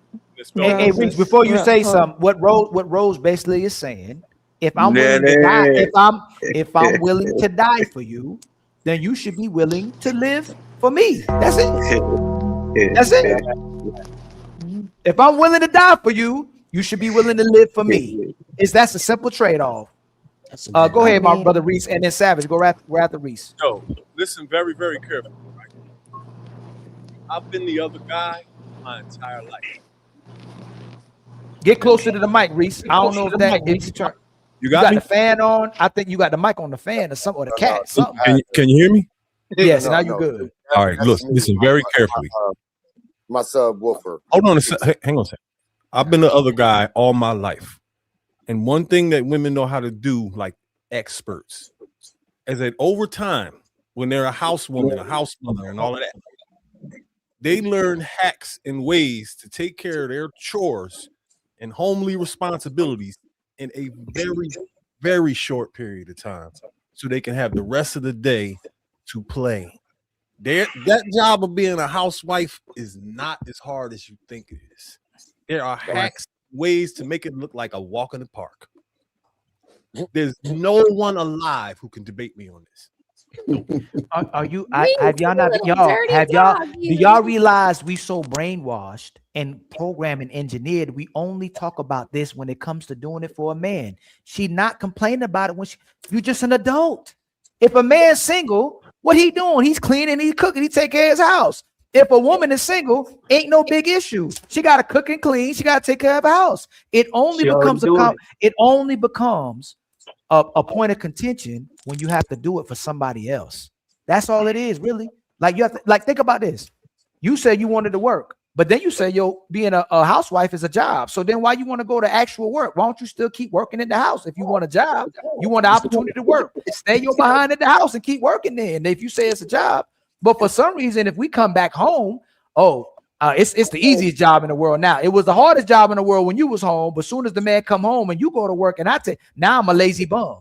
Now I'm a broken, a lazy bum. It's the craziest thing in the world. So ultimately, what you start seeing is that the woman wanted a lot of women. Shout out, and I'm gonna say it again because I gotta keep saying it. Shout out to the real women.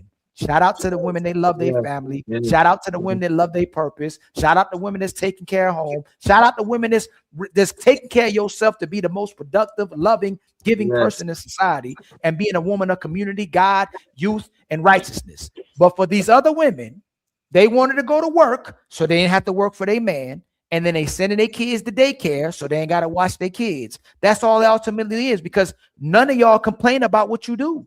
Y'all love it.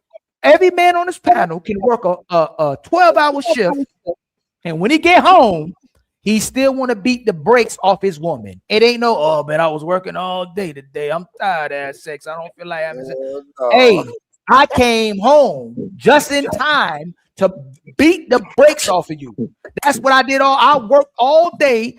Hey, do we need to do something with the kids too? But the ultimate goal, I'm still gotta make love to my woman. I'm here for my lady. I still gotta beat the brakes off of you. A lot of women. I'm tired. I don't. What is Ted Riley doing over here? I was at home, or I was working all day, or I was with the kids. Man, don't operate like that. Hey, y'all could be at home all day being daddies. Your kid jumping all over the place. You playing with them. I can't. And in your mind, well, I can't wait till she get home. That's man. Like, correct anybody on the panel. If y'all at home with your kids and your woman either went to work or been gone all day, you be like, well, I'm with my hold on. I'm with my kids. Well, I can't wait till she get back tonight. Boy, y'all don't be like that. You on your Faith Evans right now, son. Everybody, I swear to God, anything. If I go to work, well, I can't wait. I can't wait to see that tonight. If you at home with the kids, boy, whoo, I can't wait to see that tonight. There's nothing you can do that you can't wait to get back to the woman. So and again, when they be saying that we don't want to sit, we don't whatever, like. We love women. All we talking about, the fact is, we want women to value men and to reciprocate. That's it. And you can't keep up with what I got to give to you. We got enough love for everybody. So all I'm saying is, men just talk about either bad women or women not reciprocating and valuing their men. We don't say we don't need women. We need women. We love women. And we obsessed with women, and we crazy about women. How the hell I'm not gonna be crazy about no damn woman? You know what I'm saying? We don't say delete black boys. We don't say I don't need marriage. I don't need a man. I can do it all better by myself. Brag about the single life. Brag about hot girl summer. Brag about being a boss bitch, a bad babe. We don't brag about none of that. Hey, where this woman at? I want a woman. That's the number one thing that men are looking for. You want a woman. That's all. Period. Get in deep. Anybody rebuttal me if you want to. Right now, y'all thinking about. Right now, Reese was like, "Yo, man, where that?" Yeah, like you think about the lady. You either think about a woman that you ain't with, or you think about a woman you ain't with. That's majority of the time what women think. And then you get disrespected for that. You a sexist because you thinking about a woman. Ain't that crazy? Man, we don't love women, but most men want multiple women. What the hell you talking about, man?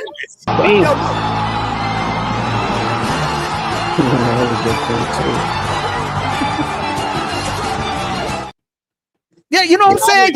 Y'all would take on 10 women. We love women, and he used that against us, man. He was womanizing. We love women. Hey, Ali, think about the most hardcore, raw, red pill dude you ever thought of in your life that goes around using the B word and every other sentence and FD.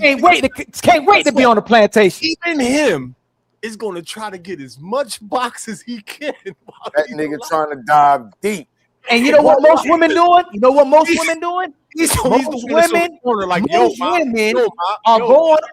women are going on missions. Most women are going on flights. Most women are finding every way possible to prove that they don't need a man. Yo. Right. What the hell? Think about that, yo. And then you come over here talking about the patriarchy. The patriarchy was built to take care of the woman, Stu. What you talk about? Ali Ali. cooking like shit, boy. That boy cooking. Deep fry Ali. cooking. What you talking about, mister? What we God talking? Wait, damn. man, with a picture. What you mean? All a man want is Motherfucker hey, fried all a man chicken, want is the woman to love him. That's it, Stu. The patriarchy is built around her. Hey, Ali, I think I got a theory, right? cooking like a motherfucker. God damn. If that's the case, what the fuck they complaining for? I ain't even hear This man cooking. Savage and smell the roses, and Truth already talked about it. They are complaining about having to have a responsibility to love you. That's controlling. So when you control your hold on, Stu. Right. When you got one woman, you gotta control where you put your manhood at. You gotta control that thing down there because it got a mind of its own sometimes, right? You gotta control yourself, not going outside with the boys all the time. You gotta control yourself not to go to the strip club. You gotta control yourself not to be going to see other women. You are controlling yourself to be with this woman. So as soon as you say, "Hey, you know what? You shouldn't talk like that." Superman. That boy cooking. You shouldn't talk like that. You shouldn't dress like that. You shouldn't conduct yourself like that. You should cook a little bit like you would cook if you was by yourself. You should clean like you was by yourself. A lot of bit. Just one more low. Oh my God. Smell the roses. Ali's controlling. Oh my God. Realize it's controlling. Because you asking to be loved and you asking for the woman to meet an expectation and standard that she wants a relationship with you, but she wants you to have no authority with all the responsibility. Wait, hold on, one more. That's slavery.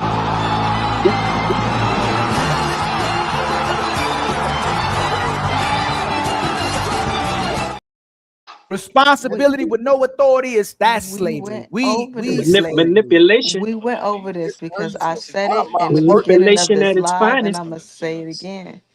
A lot of women would. Am I on the TV?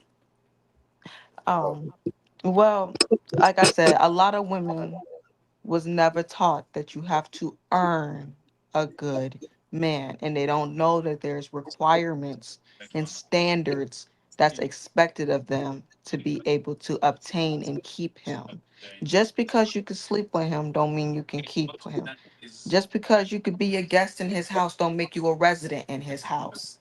See You what can I'm get saying? dismissed at any given moment. That's just what it is. But I believe what happens is the ego and the pride comes into it, and it's like, well, he wasn't good enough, or he was this, or he didn't want to commit. He was the problem. It got to be everybody but the person that was there. I don't think women want to acknowledge their flaws, and people can't accept accountability. They really don't want to hear something wrong with you. Calm Facts. Can down, I ask y'all? gaslighting you. Gaslighting you. Jazz. I'm unmarried with no kids. The best thing I can do with you prove my point is to live for myself. What the hell are you proving by living for yourself? Anybody can live for themselves, Jazz. I can live for myself, Jazz. She's a spinster. When she gets older and she has no husband. No, don't go too hard. Don't go too hard. No, wait, but I just made a video about this because on, Jazz. What ends up happening is what's happening in Japan. There's nobody to take care of them when they get older, and then they become the problem of the government. Why, hey, Jazz? Why? Hold on, show? real quick. Why should men not just bust nuts 24/7 and care about getting sex if women are designed to live for themselves now? Why the hell should I think about why? Hold on, hey, hold on, Rose, slow down, please. Smell the roses. Hold on. I'm making a point. If you're gonna live for yourself, stop calling a man a womanizer. Stop talking about he ain't got no dick discipline. Stop talking about he don't want to get married. Stop talking about he want to be single. Stop talking about he busting down everything. If you living for yourself, don't be mad when men start living for themselves and don't come protecting no woman or caring about no women. It don't make no sense, Jazz. You just, and I know you got a man, Jazz. How can the best thing you do is live for yourself? That don't mean nothing at all. That's why we say when women talk about sex, it don't mean nothing if you get sex. You can get sex all day long. It's hard for a man to get sex, but go get a relationship. Go get somebody to put a ring on your finger. Go get somebody to love you and take care about you. How about that? Go prove to me that somebody else love you more than you love you.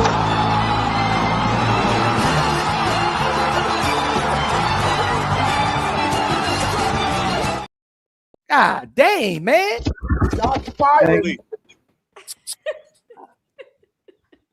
There's no pregnant young people on planet Earth right now. That's a fact. I got y'all thinking. All 7 of y'all shut up and let me finish. Why What you say? Hey, restart from the beginning, so I can you cooking. Let me hear what you said. Go ahead. Okay. There's no pregnant young people on planet Earth right now. None of y'all try to debate that. All 7 of y'all shut up and let me finish. And I have a theory as to why. And Jazz's comments has a little bit to do with it. So we are in full steam. The boss bitch era is at its peak right now, where it's me. Right? I don't see young people trying to holler at each other in the malls. I'm in the mall literally every single day. I gotta go through the mall to get to work. And I'm at like 4 different bus and train stations. All of this going 2 ways every day. I see everybody. No one is talking to anybody, but they're all on these devices trying to get at somebody on the device. The young boys are sitting around on the train in groups trying to holler at chicks on the devices. And I'm assuming that these people are not on their block or in their neighborhood like the way we used to do it back in the day. You met chicks in your immediate neighborhood, sometimes on your own block. You wanted to bang all the chicks in your neighborhood. These dudes don't go after the chicks on their block. Everybody has somebody that's far away, and nobody wants to get pregnant for some reason. So I feel like the women you're going to get horny. You're going to fuck. You should probably find a dude you'd like to do that with, because living like that, you find a lot of dudes that you like and you're going to fuck them.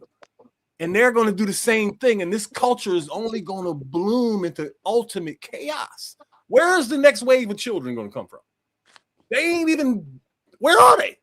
It's crazy. You know, for the first time in history, 40-year-old women are having more kids than teens. Like, first time in history, young women. Now that you've all had a chance to think. 40-year-old women are having more kids than a young girl. Now that you all had a chance to think for a minute or two, I want y'all to respond to what I said. There are no pregnant young people on this planet. I haven't seen one in 5 fucking years. Hey, let me what? And that is a fact.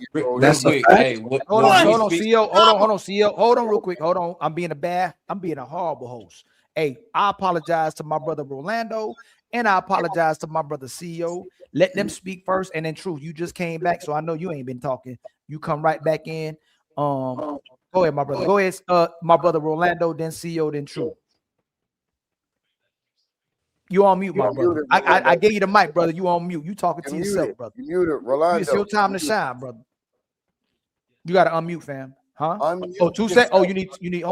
Hold on, Stu. It ain't. You my co-host? No, I was just letting you know he was muted. How many voices he need? I didn't know if he was still talking. Yo, Stu, you a trip. I love you though. I love you too. You say you need 2. Is he saying he need 2 seconds or 2 minutes? Is that what you're saying, Rolando? Blue dot, you're muted. Oh, okay. I'm gonna just go since he not. Go ahead, CEO. Go ahead, CEO. And your mic cracking up too, man. All right, my bad. That mic a little dusty. That's better. Nah, it's a little dust. Let me see if I can help you. Hold on real quick. All right, go ahead. That's good now. Nah, it ain't good. Hold on. Let me see. It sound like it's a what happened? It sound like there's a short or something. Or your camera running hot or something. Something happened. It don't sound like it usually sound. Go ahead, True. They ain't ready. See, they don't be ready, man. They don't be ready. So what Reese has spoke on, it's. Hey, refresh real quick, CEO. Just refresh. It keeps reminding me of the rat experiment, Ali. It keeps what Reese spoke on, where men aren't trying, and at first it was an explosion, and now we're not dealing with each other because of the being able to connect with each other socially due to these phones. You know what I'm saying? So it's amazing. So I just say, man, I appreciate what y'all do. The conversations I hear on TikTok, those where you can really tell where the climate of the society is going. And I think Savage, you can speak to it how it is on TikTok. It's not getting no progression like say these conversations here on TikTok. Man, it's like the Wild Wild West, and I'm talking about that's how they handle their relationships as well. You say something, Ilkan? Yes, sir. You ready? What you say? I said, you ready? You can hear me now?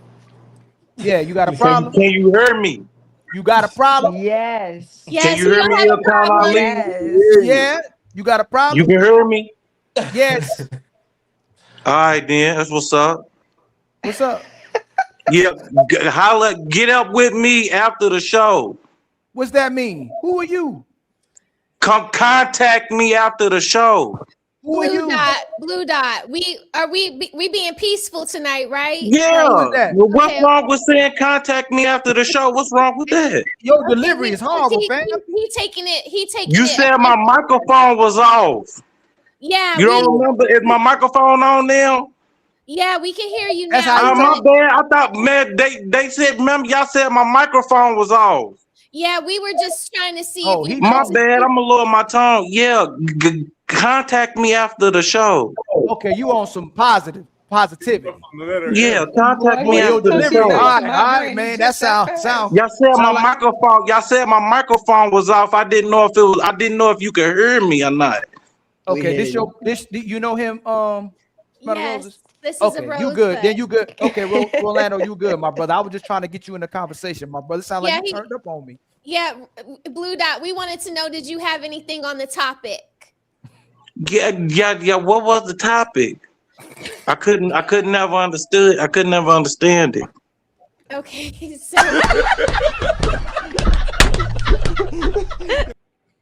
so we were just talking about men's roles and women's roles, and basically, do you agree that there should be like the man of the house? Do you agree with this saying like men should be the ruler of the house or the patriarch of the house, the head of the household, and the women do the nurturing?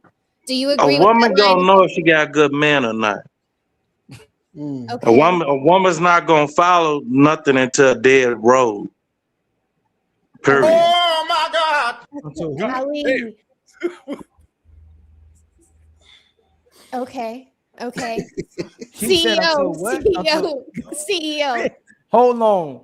You said she ain't gonna follow until what? A woman is not going to follow. She's not gonna follow President Obama into a dead end. What did you say, nigga? Okay, I got you. So, CEO, it's your turn. I get exactly where he coming from. I just wanted to know if Reese said is an actual fact. There's no pregnant young people. If that's a fact, It is a fact. It is a fact. That's extremely. There's no pregnant young people. Yeah. No, what he means to say He is mean that in general. the He's birth rates saying are in general. declining. Yeah, The I birth knew rates- that. You mean ACO? See, hold on, Reese. There ain't no daycares and nothing. Hey, Reese, you being fun, you being hyperbolic, right? That's what you're doing, right? I just Fam, I'm out here every day. I catch No, I'm with you. No. I agree. No. I'm saying in general, you saying there's young kids out here pregnant. There's young people out here pregnant. Okay. Damn. What he's saying is that Somebody came up with somebody under 20 years old pregnant. Anybody do it. Call people. I saw two girls together. I saw two girls together getting in the Uber that were talking about and bragging about they both were pregnant together. So I seen it, but it's extremely rare.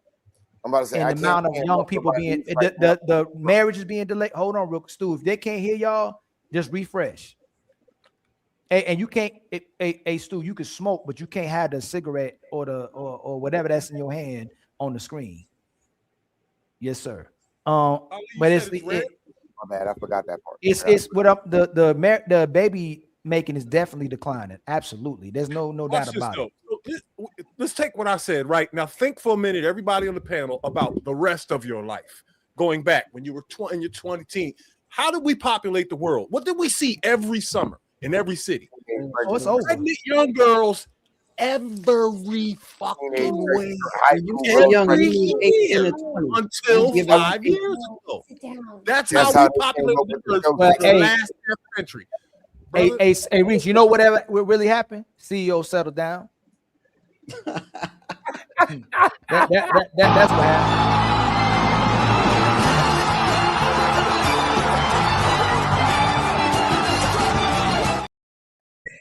CO ain't outside no more. Nobody getting pregnant, man. That's all. CO in the crib now, huh? CO in the crib now, Reese. That's what happened. No, but the birth rate globally is a problem right now, where when we get older or our kids get older, there's not going to be people being able to take care of them, and a lot of us ain't gonna have nobody to bury us. Especially, well, I ain't gonna say especially, or we keep talking about them, but like especially, you know who, but people ain't gonna have people burying them in the ground, man, and they think they can die without no family. They're bragging about it. That's what I was saying earlier. That's what's happening in Japan right now. We can make a killing investing in Japan because there are so many families that didn't have children that just died off, and they're giving real estate away for like $1, Ali. That's crazy. That's crazy. Can I speak real quick? All these conversations, I simplify things. So we know the people who were in control. Let me think. The dude that's over Microsoft, they have a depopulation agenda. Are y'all aware? Y'all know that he literally say, "I want to depopulate." So that's one way they did it, and then they did it with the jab.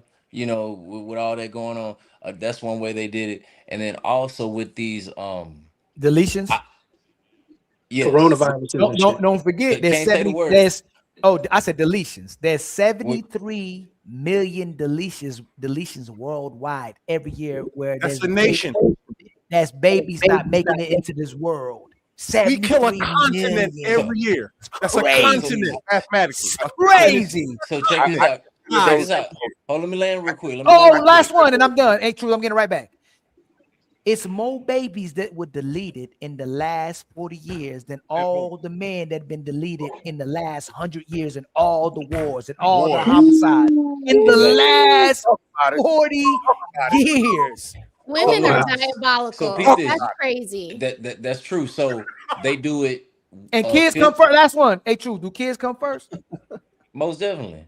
Family and kids. No. Like based on what's happened in society, does it look like kids actually come first? No. They last, especially with everything that came out in those files and whatnot. So they did it with everything you described on, and then they also did it with the psychological warfare, with the feminism and the self, and I'm gonna put off kids, and I'm gonna put off marriage, and I'm gonna put off things. We got to understand that the opposite of the Most High is at work through the people who control these forms, media, movie, music, the music moguls, where they're teaching separation. I just said, you know that song, "Baby, come pick up your clothes. I have them for." Look, I love that song. No, but listen. I said for the past 20 years, women, for the most part, have talked about songs that separated. I don't want no scrub. We can go on and on. The video messed it up though, True. The video messed it up, but that song is fire. Like it's about Scrubs. Go listen to Pigeons. It's just the harmony. It's about getting the man back in your life. That song is a phenomenal song. I wish the video was better, but that's my song. Ali, I got a question. But look, remember this. Look. Oh, go ahead, Truth. My bad. As I land, I'm just saying, everything is about doing the opposite of be fruitful and multiply. If you think about it, everything is look at that. Hey, everything is the opposite about a man and a woman being together. I'm done. That's it. I got a question. Y'all know that. Look, live spelled backwards. You living backwards is evil. Damn. In order to live, you got to have some evil in you. I got a question for you, Ali. Here you go. Do you go ahead. Do you believe the abortion numbers that they put out, or do you think they're like they boost them? You think they lie about it? The amount of women that's bragging about it, the amount of women that's getting. There's a girl that interviewed a girl that was bragging about having 10 deletions. So I don't think they're lying about it. I don't think it's they deleted twins. I think most of these, I think a lot of these women, not most, it's a certain minority of women who's doing it too. It's not. So let's not do what women do with us. It's not majority of women who's doing this. It's a minority of women who's doing this. It's not a majority of women. There's not a majority of women who delete kids. It's a minority of women who delete kids. So we don't do what if a lot the of numbers are real, right? If the numbers Yes. are real, mathematically, what this means mathematically, not trying to be mean, is that the biggest human massacre ever recorded is literally performed every year and improved on because the numbers always go up. I researched it. Every year. That's the biggest. There's never been a human massacre, not the flood of Noah, the slave trade, none of that can even pale in comparison to what happens every year on this earth if those numbers are real. Do y'all understand that? It started in Can you say that again? 1965. It just started. It literally just started less than 60 years ago. 65. It started like that. That was like saying the the flood of time Noah only killed a few million people. the time of which when this started, when people started, okay, I have choice, I'm gonna delete my baby, I'm not gonna have, the time period is so short in comparison to how we got here off of all the families built upon. Like we're going backwards. Humanity is going backwards. Less than 60 years built on top of over 300. So you know what the sick part about it is? So what Reese is saying now, Reese, it's 73 million deleted every year, but it's 130 to 140 born every year. If that number starts doubling, oh, we in trouble. Just think about that. So there's 73 million being deleted. It's 130, 140 being born every year. Here's a bad joke for you. If every woman, if they decided next year no one's going to have an abortion, we're going to have real problems. There's going to be 70 million new human beings suddenly. Infants. I disagree. Well, we don't have a problem. We wouldn't have a problem. So you could. So when they We talk can't even about handle 20 million migrants. What we going to do? no, but that's a lot. Now that's a lot. So you could put the whole world's population in Texas. When they talk about overpopulation, they're lying about that. Yeah. So they lie that. I'm talking about now, resources and immediate we got the resources. with 70 we got the million resources, people. man. They lying. They lying about all that. Now that's fear mongering.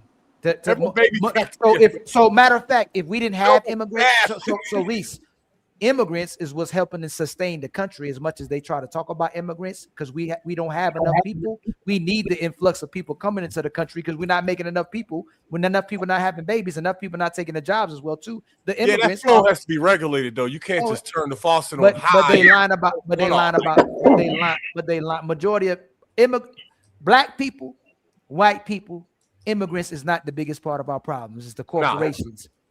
It's the corporations. It's the cost of living. It's the fact that people can't survive. It's the inflation. We got bigger problems than immigrants. I agree. It's the people in power is our biggest problem. Those our air is the problem right now. Yeah, they try to get us to deflect from the problem by pointing at everybody else. They're not even close to the biggest. I think men and women getting along is a bigger problem than immigration. Nobody said that. I didn't say illegals are making up the difference of children. I said they're helping the country. I didn't say that. We need people. We need the influx of people to come to the birth rate. No, don't do that. Don't do that. Yeah. We don't need illegals though. Right. Who not illegal? Who ain't an immigrant here? No. I mean, like, no. Oh, you said illegals. No, I'm not saying. Okay. No, I'm not saying that. Okay, be careful. Be but careful. there's still y'all. The majority of people who they claiming are having the problems with the illegals is the people who came over here and didn't get another green card. Most of the people that end up being illegal here are people who came here illegally and now they're illegal. That's what's happening. They didn't get their most of the people here that's coming here ain't coming here the wrong way. That's a lot of them just didn't. But it's still a crime. I'm not taking away from the fact that if somebody comes over here, it's a crime. If you come over here illegally, you came over here illegally. But majority of people that they're talking about illegal are people who came in illegally, and then they redo them papers to stay in the country. But they still working. That's the key. You understand the playbook though, right?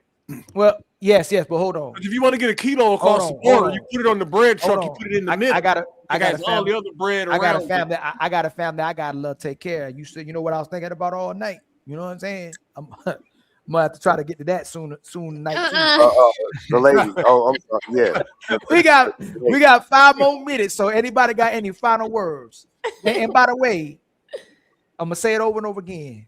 We love our women. We love our women. We love our women. When we had these conversations, we are talking about the certain women that it applies to. If it doesn't apply, let that mother fly. And you should be on our side when we talk about them type of women anyway. But that's a whole nother. Just like when you talk about them deadbeats and the people who delete and the people who disrespect and put hands on each other, people who violent, toxic, all that, we don't like them either. So you shouldn't like the women we talking about as well either. I'm gonna get out of here. I hope my cap cut working now. My cap. Anybody cap cutting out? Anybody cap cutting out working? Yeah, well, let me look at it. But I want to say this because you want to get out of here, Ali. I want to say this. I'm gonna get out of here too. Savage, smell the rose. Mrs. Smell the roses. It is an honor and a pleasure to actually share the stage with y'all too. I love your perspective. I love how you hold women accountable. You're unafraid to hold yourselves accountable. We need more women like you in today's society. Keep being who y'all are. You'll always have respect and love for me. It's a pleasure to meet y'all. Thank you all. Ali, Breeze, my Philadelphia Targaryen brother. Are you close to your father? Not really. Does he even return your call? Thank you. Thank you. I'm gonna end it on this note, and I'm gonna keep it real simple. You can't love nobody until you love yourself first. You can't accept yourself until you take accountability first. Don't ask or look for nobody until you've done the work within you first. If you don't like who you with, it's because you was the problem first. Ooh. Love you. Anybody else? Me too. I'm gonna get out of here. Auntie. That did it right there, Ali. Big 12's in the chat. Shadua Sanders. What's up, Auntie? Yeah. Yeah, appreciate y'all. Y'all take it easy. Be like. Hey, I gotta read these super chats. All right, I love y'all. I'll see y'all on the next one. All right? I love y'all too. Hey, shout out to everybody that came and rocked with your boy.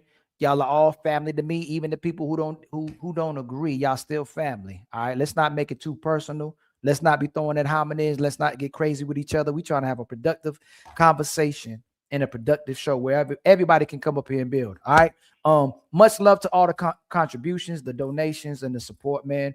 Much love to the people who was watching on Smell the Roses side. I think people was watching on Stu Vision's side. People was watching on Tia's side. Much love to all y'all. Much love to everybody that came through. Hopefully y'all stay around. Y'all know we don't play around. All right. But make sure y'all like, make sure you subscribe, make sure you sharing even while I'm talking. I'm gonna finish reading some of these rest of these super chats, man. And while y'all leaving, man, shout out to J Mill, Jay Tillman. Shout out to William Gray. Shout out to Smell the Roses. Shout out to who is this? Kate Clapzo. I'm trying to say your name. I gotta show love to everybody. J Rob, Construction Icon. Sorry you couldn't come up, my brother. I don't know what was going on with your system. J Rob, Bernard. Y'all ain't even on my side. Still gonna show y'all love.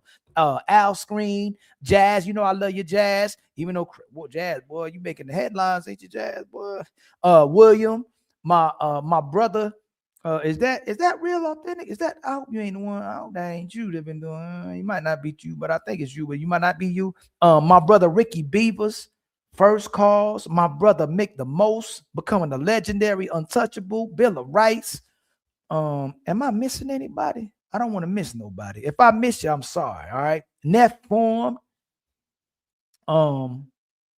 DJ Torch, T.O., Twan, Drobonaut, Wolfie, Wolf Stack, Leslie K, Put Her to Work, Stu, I Funny, Summer, I Tone, man. Much love to everybody, man. I try to get to everybody. All right. I'm gonna try to get love to everybody. Much love to Savage, much love to Smell the Roses, much love to my brother Real Eyes, much love to my brother Stu again. If I didn't say it. Woo's Dragon, keep doing good work. I'm trying, my brother. I'm trying, man. They be out here hating on your brother. You know, I'm just trying to tell the truth, you know. Savage, again, thank you for coming through, my sister. Let's finish reading these, all right? My brother T.O. was the sponsor of the show with $55. Much love to you, my brother. I truly appreciate that always. You know I do. Let me see. I think we was right here. Zero Fallout with the $5 super chat. They said it out loud at the WEF. You will own nothing, eat bugs, and like it. They ain't even trying to hide it no more. Good Lord. I construct still asking for the link. The link ain't working. Chef Chapino. Salute family. You and Fatty pulled off the hoax of the century, aka the great filtration. Well,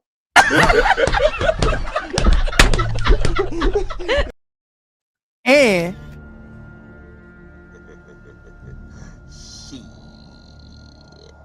Got your ass.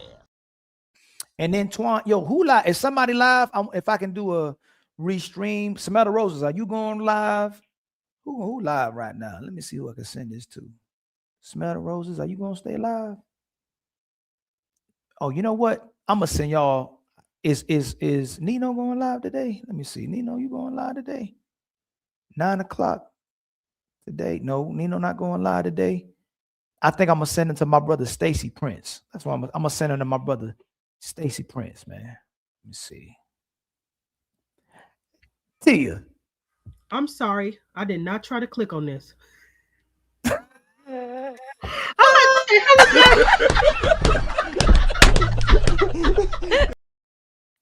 It's okay, Tia. Luckily, you ain't doing nothing else, Tia. You better be careful. Turn that camera off. I literally Tia. just opened up my laptop. You better turn that camera off, Tia.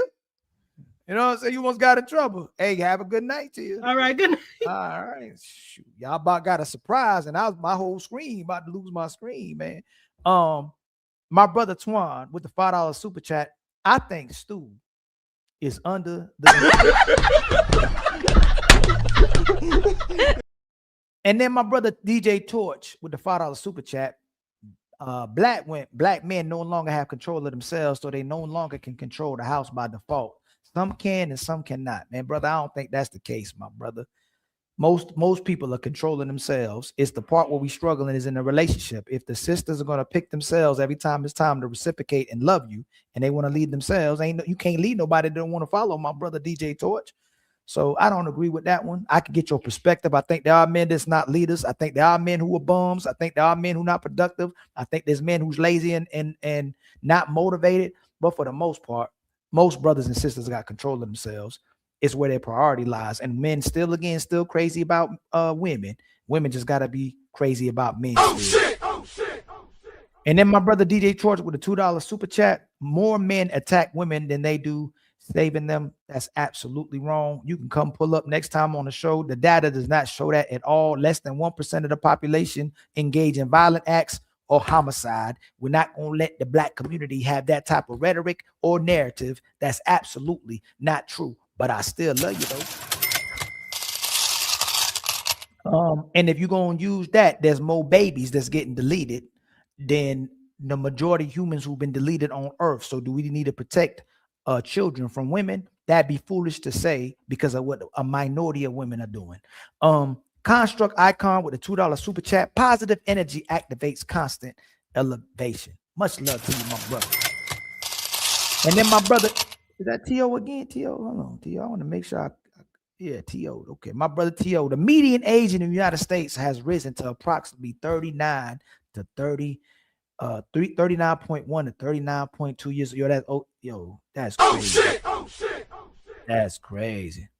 My brother Wolf's Dragon with the $5 super chat. Keep doing the good work, man. We're gonna keep trying to do the good work, y'all. I appreciate every one of you, even the people who disagree, even the people who hate watching. Y'all know I still rock with y'all. Y'all know I still love y'all. And even if you don't agree with everything that's going on, know that I still support and love the people. Sometimes you gotta love people from a distance as well too. What I'm gonna do, I'm gonna send y'all, let me see, to my brother Stacy Prince. All right, tell him Ali sent y'all. All right, tell him Ali sent y'all. Let me see. I think I got my brother Obsidian in the building. All right, make sure y'all say Ali sent you. All right. My brother Stacy Prince be making the headlines as well too. All right, let me see. And If I can find a redirect. Now look, Fat, I was about to send it to Untouchable. I don't see Untouchable online. I do not want to get fired and be kicked off the Untouchables again. That's why I really got kicked off, because I didn't send redirect to one of the Untouchables. Let me see. Where we at? All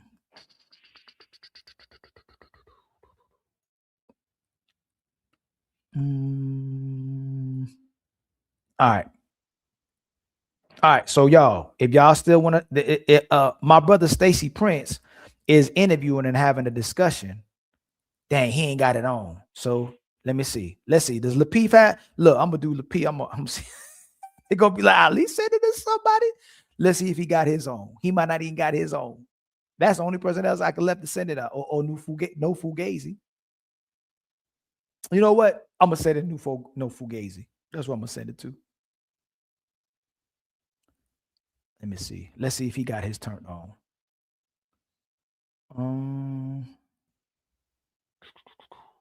Y'all want to watch no?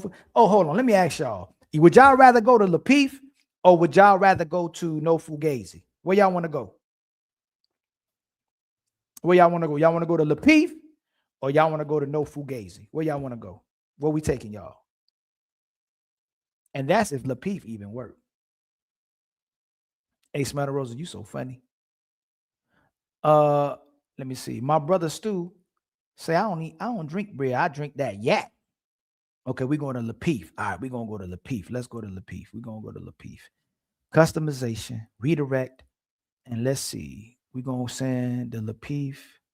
I don't even know if he even taking it either. Ain't not like that. Pause. Let's see.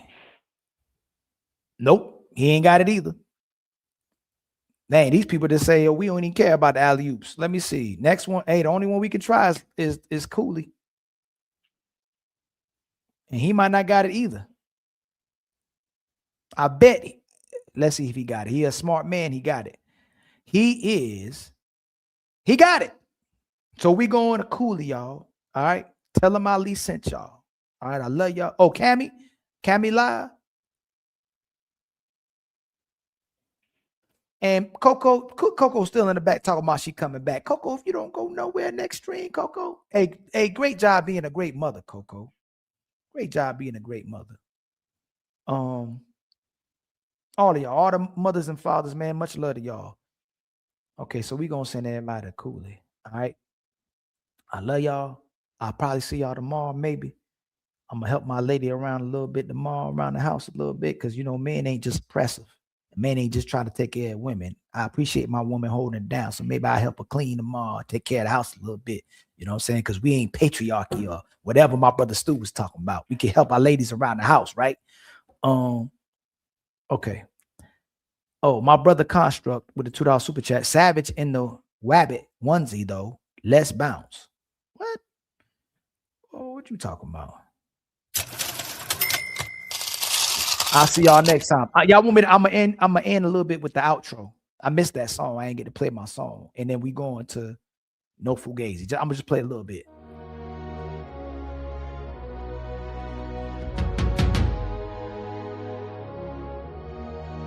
We rise higher